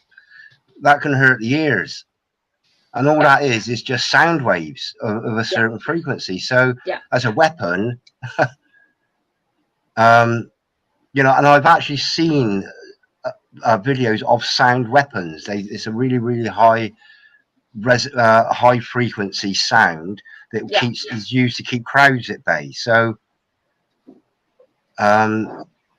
you know, the possibility you can shatter mountains with frequency, basically, you know, because a mountain will be made of rock, and a rock is made up of tiny little elements. So all we've got to do is get a frequency between the tiny little bits of aggregate in concrete, and you can shake everything loose and turn everything to dust. So that might explain the towers and how they just evaporated. And the same with people. People can just possibly just be evaporated. And when, you know, when we watch films of like time travel, it's for example, go back to Star Trek. It used to be, when they used to beam me down Scotty, it used to be this high frequency pitch, and then they would alter their matrix and then be transported somewhere else. So frequency is a crucial element, basically, because everything resonates at a specific frequency. So it's, you know, it's well, I'm not going to say it's scary stuff, but it is to know what kind of weapons they probably have. Well, they use dispersed crowds, don't they, Rich? They use frequencies now. They've got these big bass speakers on top of vans, and they pump out these frequencies, and it's annoying to the human, you know, the human person, and it makes them disperse. Oh, that was it, yeah. That's a small example. That's a small example. They've got the technology, mate. Oh, absolutely, yeah. I can remember that. Yeah. That was quite a few years ago. They used it. They used it here in Britain, didn't they? Yeah. To keep vandals away and, you know, kids away from street corners and things. Yeah, I can remember that now.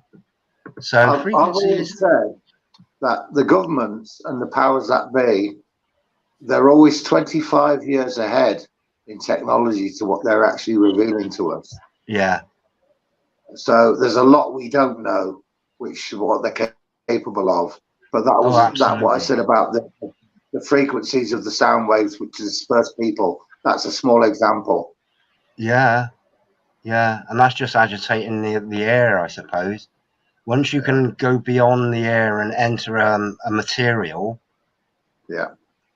particularly such as the human being, because the human being is predominantly water. Now, water is, you know, it's not difficult. Can't be difficult to agitate water. Well, look at a microwave, you know, which is, you know, we got the old gee whiz to that could be the possible judge and jury, I suppose, and sentence. You know about the number 5, yeah? Oh yeah. So yeah, but that's wow. Yeah, frequency is yeah, and then you've got the old graphene oxide. It's a chemistry set, isn't it? Alchemy. Alchemy. I was just about to say that word myself, Rich.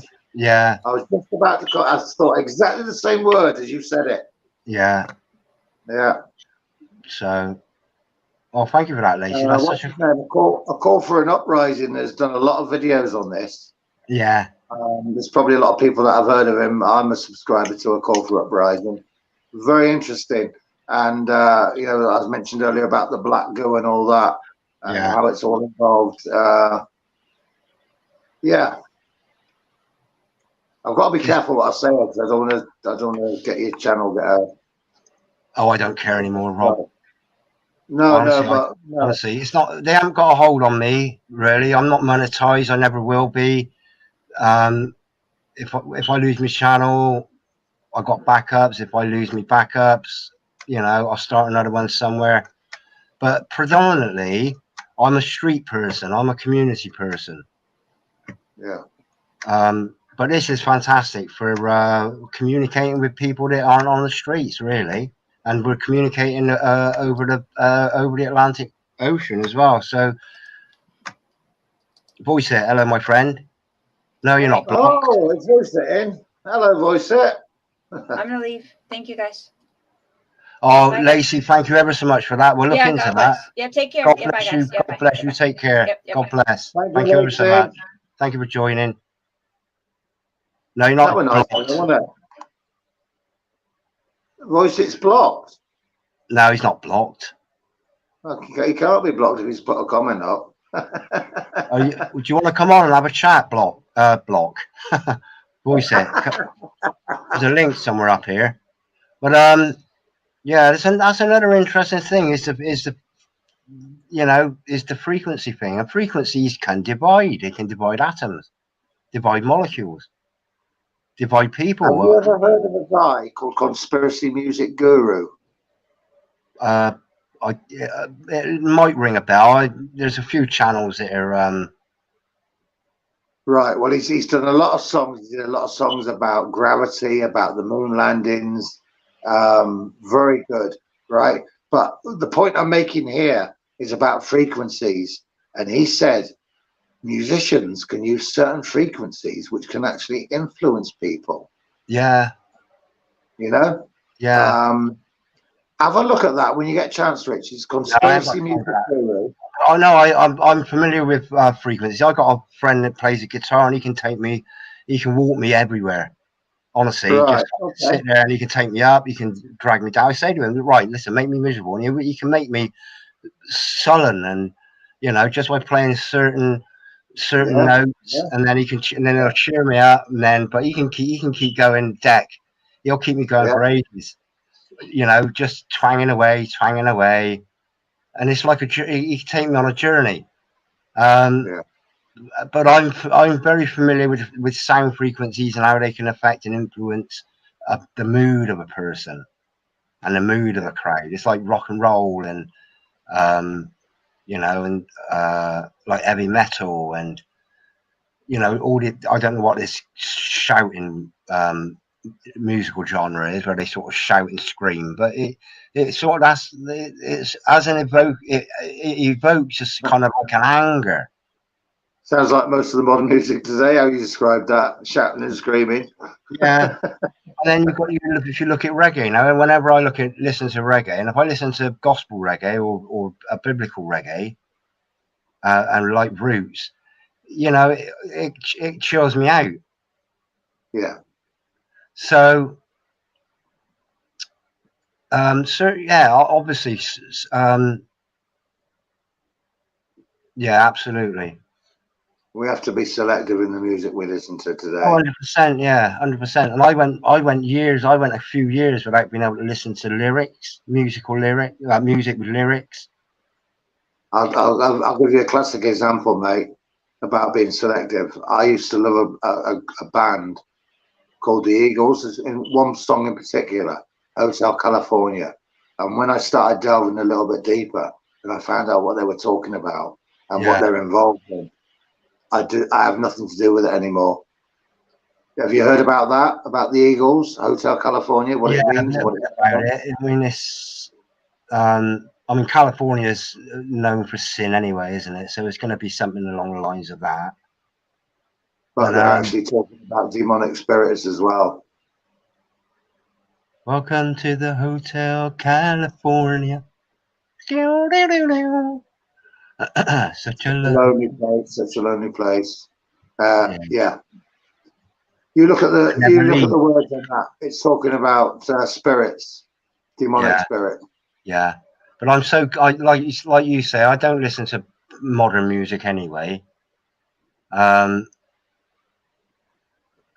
I don't know, music. I just haven't really got. It takes a lot of concentration for me to listen to music. Really? Yeah. You have to really concentrate to listen to it. Well, I listen to people talking. When people talk, I don't, if I'm interested in it, I will listen.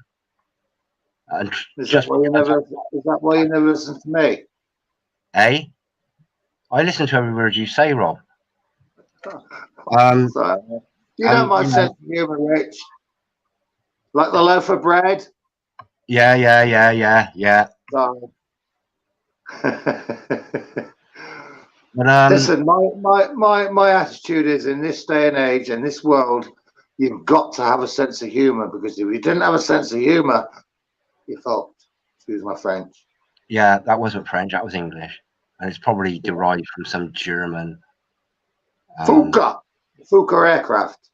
That's it, yeah. Yeah. So I apologise for my language. No, well, it's too late now. But yeah, music. If music be the food of love, play on. Give me excess of it.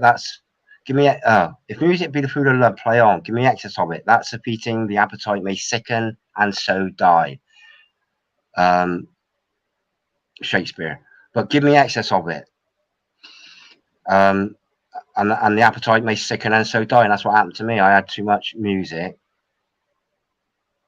And it was just too much, really. But I don't like listening to now. I want to be educated now. Well, we all strive for the truth, and education is part of the yearning for the truth. And as I've said, Rich, once you find the truth and you find out what's going on, there's no going back. You can't go back to sleep. Oh, 100%. Absolutely, 100%, yeah. All you want to do is share that information with others. And 100%. The point I'm making is you've got to be careful how you share it, because you can actually turn people away from looking into it. Well, here's the thing. I'll give you this as a little example. Now, I got a local one stop down the road, and I popped in there a couple of weeks ago, and I'm always trying my best just to open people's minds a little bit, so living a righteous life with Jesus Christ. Okay, now I'm not dwelling on anything, but this friend of mine, I've known him for a few years. He said, you know what? He said, I can't be a Christian. But he said, I was raised as a Jehovah's Witness. So he was raised in a Jehovah's Witness household. And I said, listen up. This is what they've done. They turn people away from Jesus Christ. This is another one of those great divides. Whereas why do you think that? Can I just stop you there, Rich? Yeah. I've got to ask you a question. Why do you say that the Jehovah's Witnesses turn people away from Jesus Christ? Because they turned him away from it. Right, that confuses me a little bit, because my parents are Jehovah's Witnesses. Well, my dad is a Jehovah's Witness, and Jesus is one of the most prominent, important people in his life. Yeah. So I'm a bit confused. That's what I'm saying. Well, this is obviously he's been indoctrinated incorrectly then. Possibly. Because he hasn't just shut the door on Jehovah's Witnesses. He's just shut the door on Jesus Christ. So somewhere along the line, the importance of Jesus was not put to him.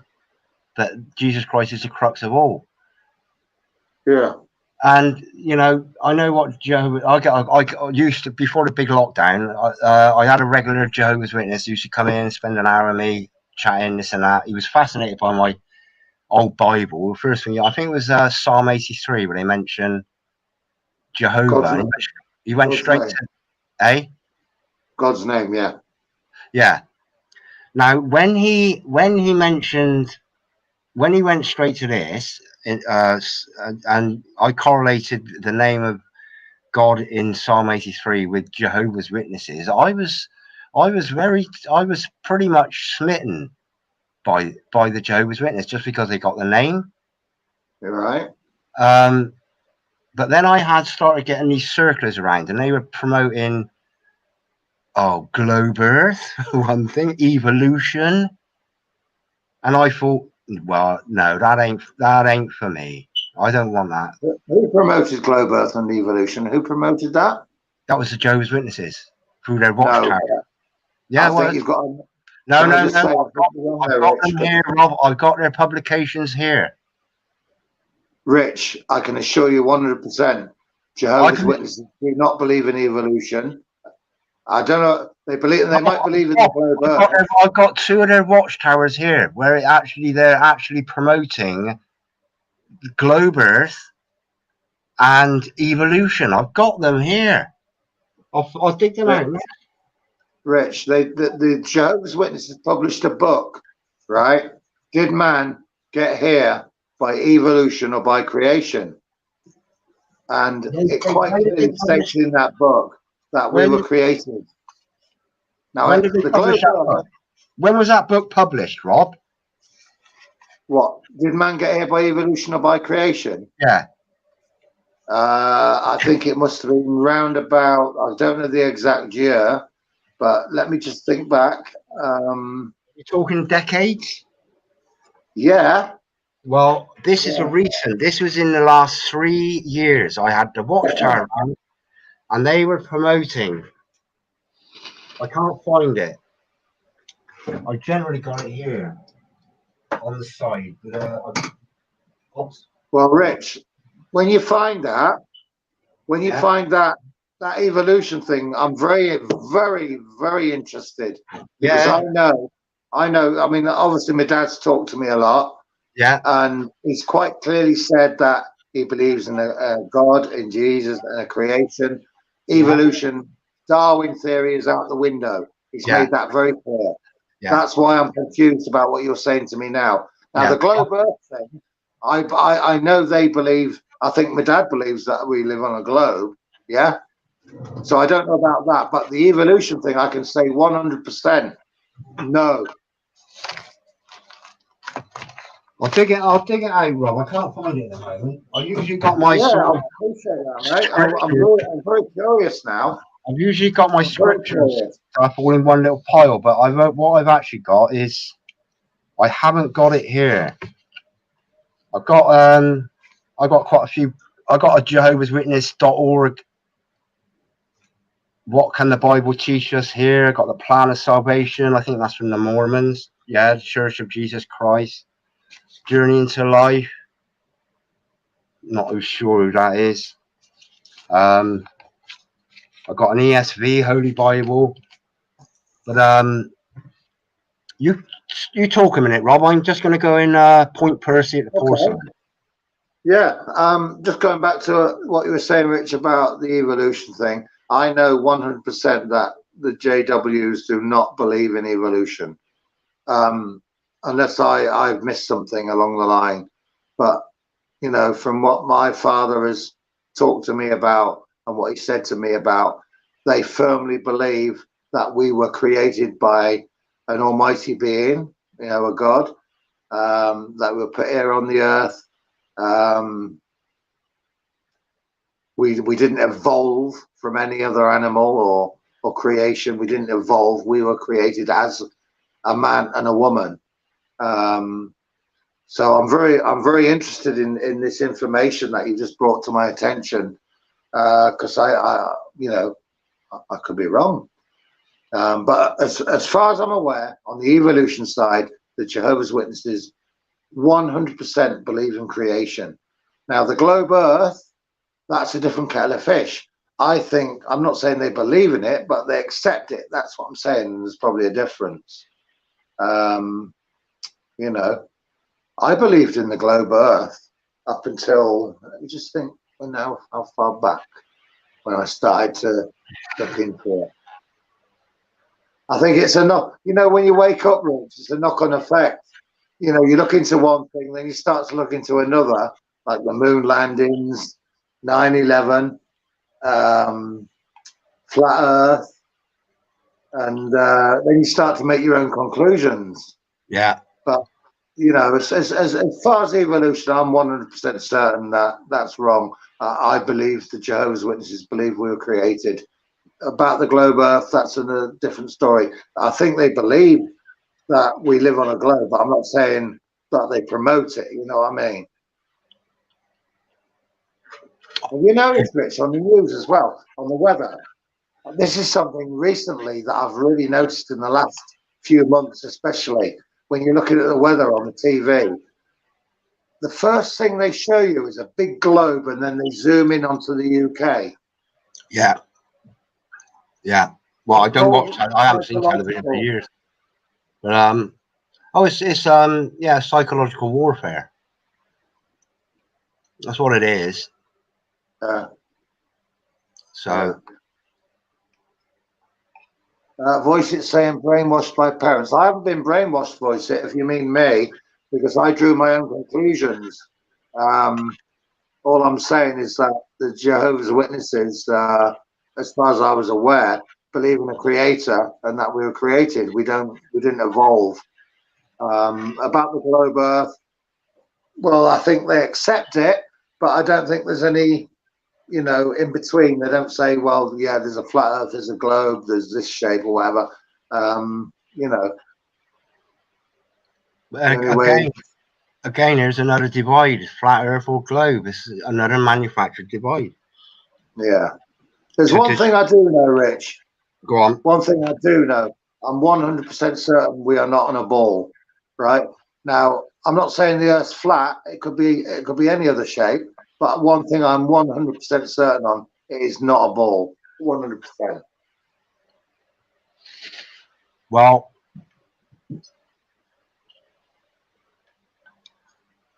that's a topic for another day, isn't it?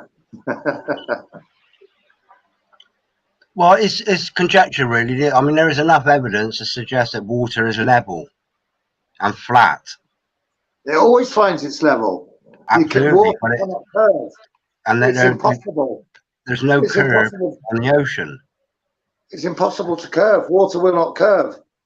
You fill a tank, you could put all sorts of shapes and things in that tank. It will always find its level. It will never ever curve. And they say they say that the gravity holds the water to the Earth, right? If gravity was that strong to hold that amount of water to the Earth in a ball, then how can we get insects and butterflies flying and planes taking off? It wouldn't be possible. But like I say, the one thing. Excuse me. The one thing that convinced me on all this, the one thing that all I needed to see, which proved to me that we do not live on a flat Earth, was the telescope thing. They used to say, you look out to sea, the boat disappears over the horizon. But if you pick up a strong telescope or a powerful binoculars, you put it into view, that boat comes straight back into view. So if it disappeared over the curve, you would not be able to see it. Yeah. However, that's what convinced me. However, that one thing. However, what we've done is we've diluted our conversation. Yeah. You see how it works? Sorry. It's crazy, isn't it? No, don't say sorry. This is it's a good example, Rob, of how we're tugged down these. To not say that I'm not saying that flat Earth globe Earth is insignificant. It's not. It's quite a significant aspect. However, it's not. It's not as important as trying to source out the future. But Rich, if you think about it, the flat Earth or a globe Earth is very important, because if you believe in a globe that was spinning, I'm not saying it's not unimportant. I'm saying It's another one of those things that tugs us away from what we should really be talking about. And people aren't going to believe the earth is flat. It's been ridiculed beyond repair. No, I think you misunderstand what I'm saying here, Rich. There's one thing, right, that proves there is a creator. And if you believe in a ball earth that is spinning at several thousand miles an hour infinitely in a universe with all the other planets spinning around it, or if you believe in a stationary flat earth with a firmament covering the earth, then there's got to be a divine creator, a divine power that's put us here. And that's what they're trying to do. NASA and all the other shit companies out there that are trying to take people away from the truth and from God and that we were created. Yeah. That's where I'm coming from. So it's very important. Oh, I didn't say it was unimportant, Rob. I just said it's another one of those things that it's not the most important thing. Now, if people, if government or NASA turned out and said, yeah, the earth is flat, that would be the end of it. But people are, you know, it's been ridiculed. It's been ridiculed over so many years, and the indoctrination, people aren't, you know, it's just a divide that, again, it's like I say, it's another divide that dilutes us away and distracts us away from what we should really be concerned about. Whether people are biblical or godly or righteous, you know, people with good hearts, well, you know, the afterlife is an enigma. Okay. What we need to address is the foundation, Rich. This is why it's so important to me. If you believe that this earth is a flat earth with a firmament, as the Bible describes, then people will say, yes, we were created and we have a superior divine being that put us here. When you say we are infinitely from a big bang spinning in space at thousands of miles an hour around all the other planets, it takes people away from God, and that's what they've done. And so to me, that's why it's so important. Oh, that's the groundwork for me. It's a crucial element. But so if you had to pick one topic, Rob, yeah, what would you pick? Well, as a subject, if you were to go out on the streets with a placard and just to try and wake people up, what would you pick? You've got to pick one thing. I wouldn't pick one thing. I would adapt. You've got to pick one thing, because you can't. You said it yourself. You can't bombard people with too many truths. That's why I'm saying I would adapt to what the question was. I would adapt to the question. I wouldn't try and force something on somebody that they didn't want to talk about. No, there isn't a question. You need to go out. This is why I call this divide. Is because everything is divided, and then everything is divided again, and everything is divided again. Divide. You've got to go out with one thing that you want to wake people up with. David goes out predominantly about the sky. Okay. Yeah. I go out talking about Jesus. Yeah.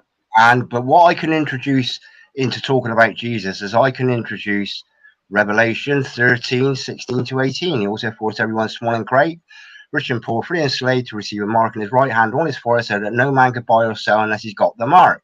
Now that leads me into the current medical situation and the expectation that somebody, that everybody at some point will have to have some sort of chip in their body.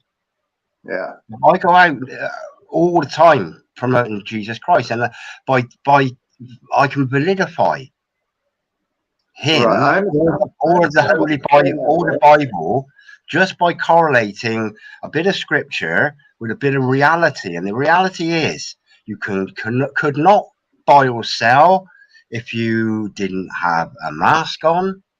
And then as it's transpired, things are getting a little bit more advanced on what you can't do if you haven't, what you can and can't do. okay, without being too specific, but you know what I'm on about. So, I always go out with Jesus as the crux of what I want to educate people in. Well, and like I I say, agree with you. I do agree with you that Jesus is the most important. Absolutely. I agree with that. And everything truth springs from Jesus Christ. Now, if there's a chemtrail day, then I'll point chemtrails out. I'll say, "Oh, flipping out! How old are you? Do you remember the skies? Yeah, I can remember the skies when they're perfectly blue. We used to have sheet clouds, and we used to be able to make images out of clouds and things. But you know, it's what's current and provable. But you need to just pick one thing, Rob. If you had to go out, the opportunity. No, you just confirmed what I was trying to say earlier. You're adaptable. You will talk about what is needed at the time, and that's what's important. You could go into the streets of Taunton, right? Yeah. Shouting "Jesus saves," right, and nobody would listen. How do you know? Somebody comes up to you with a question, and you start talking to them. You go on to the subject that they want to talk about, and it could direct them that way. So you've just said what I said initially. You have to be adaptable. Oh, we have to be adaptable, but I go out with one thing in mind, and that is to expose the truth. And at the moment, the current medical situation and the Holy Bible there's a correlation between the two that people will understand, and I take it from there. But you know, if I've already done my chemtrailing bit. Yeah. I've got a neighbour. She's same age as my mum. She's about 76, something like that. And now for about 5 years, I've been saying, "Look at the sky! Look at the sky! Look at the sky!" She said to me not long ago, a month or two. She said, "You know what? You were right about the sky changing." And it took 4 or 5 years for her to actually take what I was saying seriously, and to correlate her memory of what the sky used to be like and her memory of seeing what the sky is like now. But you know, it's like going out. I mean, the way I see it is we've got to prepare people for what's to come. Yeah. And we know what's coming is technology in the body. Yeah. Oh, definitely. 100%. And like I say, chemtrails, there probably is a medical thing that's associated with it. But well, all the chemicals we're all breathing that in for one thing, aren't we? Everything that falls down from the sky, we are breathing that in. Oh, absolutely. And I'm not, what can we do about it? I've never flown in a plane. Never, ever, ever have I flown in an airplane. Absolutely not. And I never will. Oh, unless I'm taken hostage and shipped out to China or somewhere. I'm curious now, Rich, because I didn't know this. Is that because you don't want to fly, or because you've never had an interest in flying, or because you're scared of flying, or what was the reason why you've never been on a plane? Well, when I travelled abroad, I've gone by ferry. I've gone over to mainland, and then I cycled. I did a tour of Europe cycling. Right. And I've gone to France on holiday. I've gone by ferry. If I'm traveling, I'm on holiday. Okay. Now, flying to me, firstly, it's I don't fancy it. I don't fancy having my life up in the air. It really doesn't appeal to me. Now, the sensation might be quite amazing, but I don't really want to put my life in the hands of a machine. Yeah. And another man. I must admit, on the times that I have been on a plane, I'm always, like when you're taking off, I'm always on edge. And when I'm landing, I'm always on edge. Once I'm up in the air, I'm fine. But so what you're saying is that it's a bit more of a fear of flying. Is that what you're saying? No, I'm not. No, it's not a fear. I've just got no interest in it. Right. I Okay. have no interest. I like, you know, like I say, if I'm traveling, when I haven't been abroad an amazing amount, but I've always gone by ferry. Okay. Yeah. So I mean, I can. just because it's relaxing. Me personally, the last time I was on a plane was over 10 years ago, right? And I've no interest now of getting back on a plane again. No. Well, I mean, I would say that anybody that travels on a plane now and they're a chemtrail conspiracy theorist, they're a hypocrite. But I can stand on my orange box and shout at the sky because I've never flown in a plane. I don't do that. You know, I don't use that as a crux of my argument.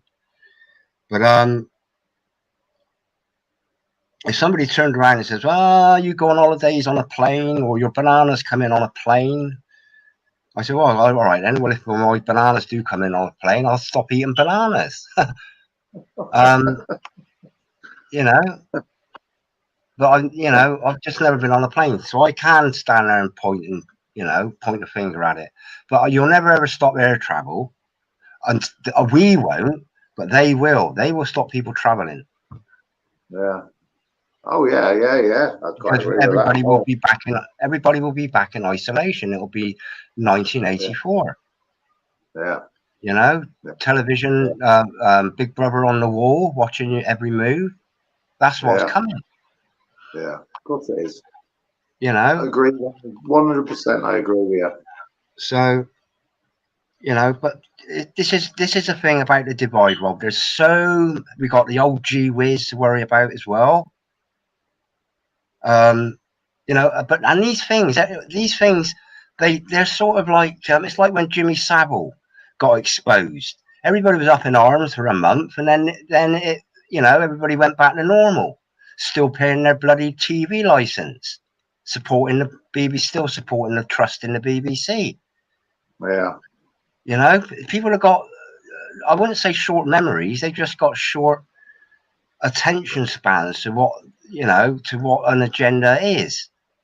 I know what you're saying. A lot of people in the BBC were aware of what was going on, and they just turned a blind eye to it. Oh, absolutely, yeah. 50 years, half a century of abuse, and then with Rolf Harris. Rolf Harris was like a hero of mine. Oh, me too. Yeah, I used to love on Saturday. Yeah, from an artistic perspective, and his music. Yeah. And I've actually got a video because when I found out about Rolf Harris. Now, I've got a brother-in-law, lives out, he's an Australian brother-in-law, okay? He's married to my wife or my ex-wife's sister. Now, he's a sheep shearer, funny enough. And when they were out, they brought me back. Sheep shearer. He's a proper sheep shearer, yeah.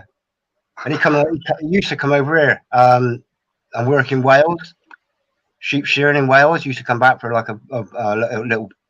Oh, hey, that makes it worse when you say sheep shearer in Wales. That makes it 10 times worse. He works in the Arab Emirates. He was earning really good money. I mean, they got sheep over there at twice the size, but he's a proper sheep shearer. But they brought me back one time. It was a present. They brought me back Rolf Harris's greatest hits. Okay, and honestly, sunrise in the morning, spreading all the light all around. Now that I love that tune. But anyway, so I got a video. As soon as he was exposed, I found this video. I took it up into the hills, and I recorded it. I've got the video somewhere, and I set fire to Rolf Harris. This Rolf Harris DVD. All right. It's a DVD, not video. And yeah. And I was saying, I was like chanting, "Burn Rolf Harris, burn Rolf Harris." I was out there for like about 20 minutes, half an hour, setting fire to this. But when I come back, within a few days, what I'd actually not done is I hadn't taken the cover. I'd just taken like the plastic bit and the DVD. Right. Yeah. And all of a sudden, out of the blue, his face appeared in a pile of paper because of the like paper CD cover with the. So he like, and it's haunting me. It's haunting me. But you know, how long did people's disgust last? It lasts a few weeks, and then people forget about it. Like, you know, this Prince Andrew thing. It lasts a few weeks. Eh? Is he still locked up? Or is he out now? No, he got released. Then he went back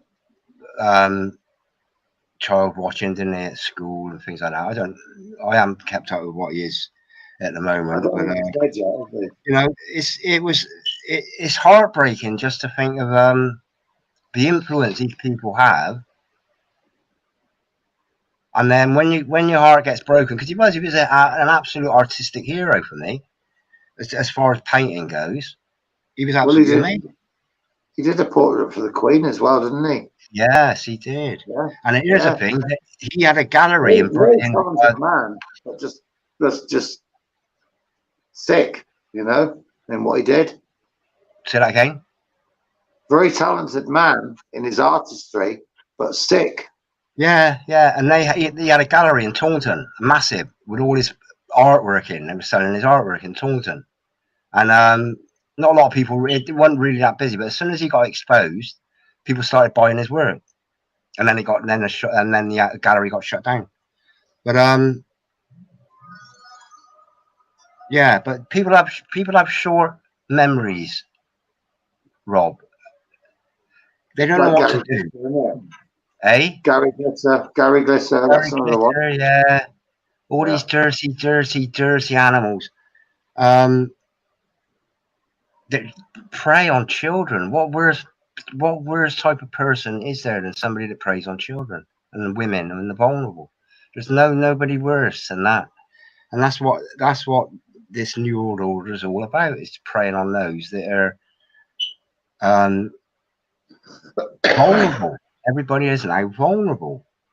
Yeah. Even the likes of you and me were vulnerable to attack from the military, and the military are part of the soldiers, and might not realize it, but they're actually a personal private army owned by the New World Order. They're governed by NATO now. Yeah. So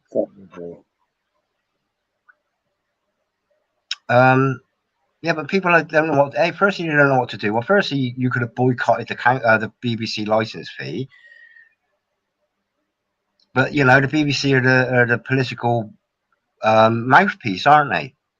So I think that's all going to change soon, you know, because they're on about removing the license fee, so that people have got the option to subscribe rather than pay a TV license, which I think will be better. Rob, let me tell you something.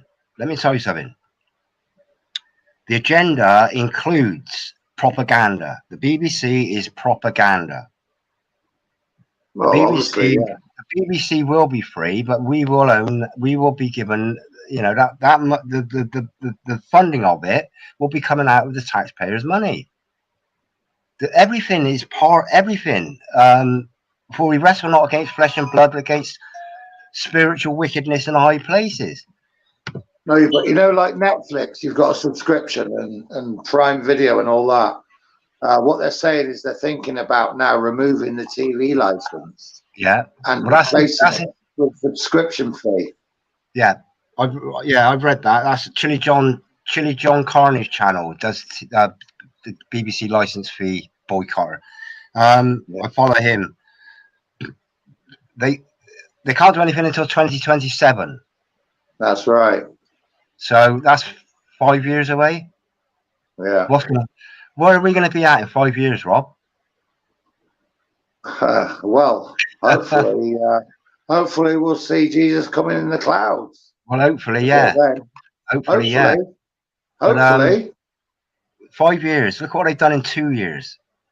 In 5 years' time, Rob, as soon as they bring that technology out, they're not going to be waiting 5 years to bring that technology out, and in the body and the digital wallet and all that jazz. Agenda 2030, mate, is not Agenda 2030. It's Agenda 2025 or before. Well, I think when we get to Agenda 2030, you see, what they've actually done is they've missed 9 years out. They've gone from Agenda 21 to Agenda 2030. Well, every year has got an agenda. every single year will have an agenda. They just don't, which is their secret plan of, you know, Agenda 2022 was to generate the threat of a world war, to bring in something that's gonna. I'm gonna have to quickly stop you here. I'm sorry to break you up, but Yeah. my battery charge has just come up saying I'm gonna probably cut off soon. So if I do cut off, it's not me cutting off, it's my battery that's gone. All right. All right, my friend. Well, we're on 2 hours 25 at the moment. But I'm gonna have to disappear now anyway, to be honest. All right. Because I've got to meet my beloved at the bus stop. Hey. Yeah. Richard, but listen, the future is bleak. I don't know what to do about it. I honestly I haven't got the resolve. All I've got, not for the race, not for the, all I've got is a resolve for myself. Listen, there's nothing you or I can do about the future. That's already set. Okay?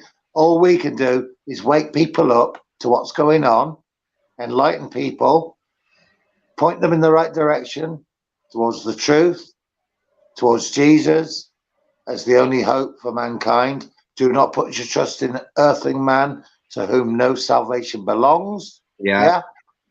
That's all we can do. And Richard, you're doing a great job of that, and David's doing a great job of that, and hopefully there is one other thing we can do, Rob, and that is to build our connections and in our community. Really, that's very important as well. Yes, totally agree. Yeah, you know, it's pretty crucial, and you know, I don't, you know, I'm not holding on to my life too Richard, much. you've got a great heart on you. You've got a fantastic heart on you. You're a lovely person, and it's a shame what you've had to go through, right? No, don't worry about it. God, it's God's will, and it's a blessing, Rob. I've been blessed, mate. I've been blessed. I've been blessed. Yeah, I've been blessed.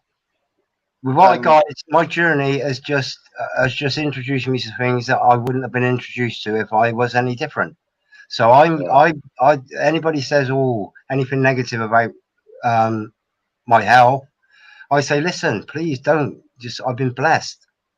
Yeah, it's as simple as that. Well, you're a lovely person. You're fantastic. Well, Rich, I'm going to sign off now, my friend. All right, my friend. I'm going to get cut off anyway because my battery's going to go any second. Okie doke. So thank you for joining me, and thank you for having me on your channel tonight. Oh, my pleasure. Thank you for all those people that have joined in, commented, shared. We love it, don't we, Rich? We love it. Oh, I do. Yeah, I do. I love a chat. And hopefully, Rich, on our next stream, we'll have David with us as well. Yeah. Oh, touchstone. Yeah. All right. We're keen for that. Okay. All right, then, Rob. You take care, my friend. Take care, my friend. God bless. God bless. God bless you too. And this is the thing. Just remember that we're being divided in so many directions that we can start off as like a solid sheet of metal, and eventually we get divided so much we get stretched out, so we're sort of like a mesh full of holes, not being able to hold water. We're just getting diluted. So, you know, that was basically about everything I wanted to talk about, was about the great divides and how many there are, and how we just need to be aware of that we're getting tugged from left to right, up and down, in and out. All right, my friend? Yeah. Thank you. Thank you, Richard. My pleasure, my friend. Good night. God bless you all. God bless you too. Yeah, you take care, Rob.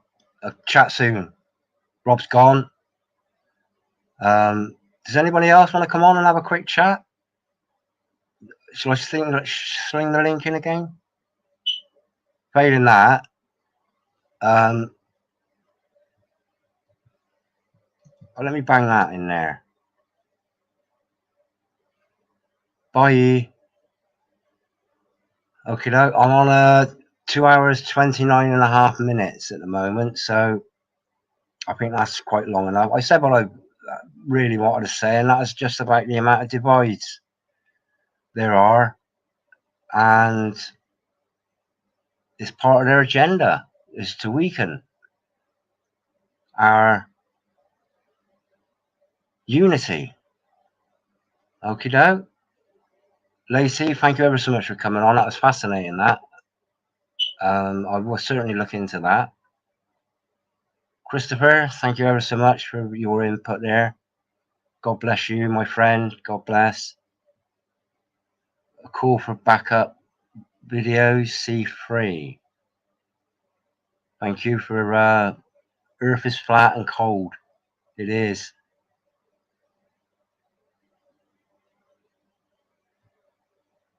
Survev 2010.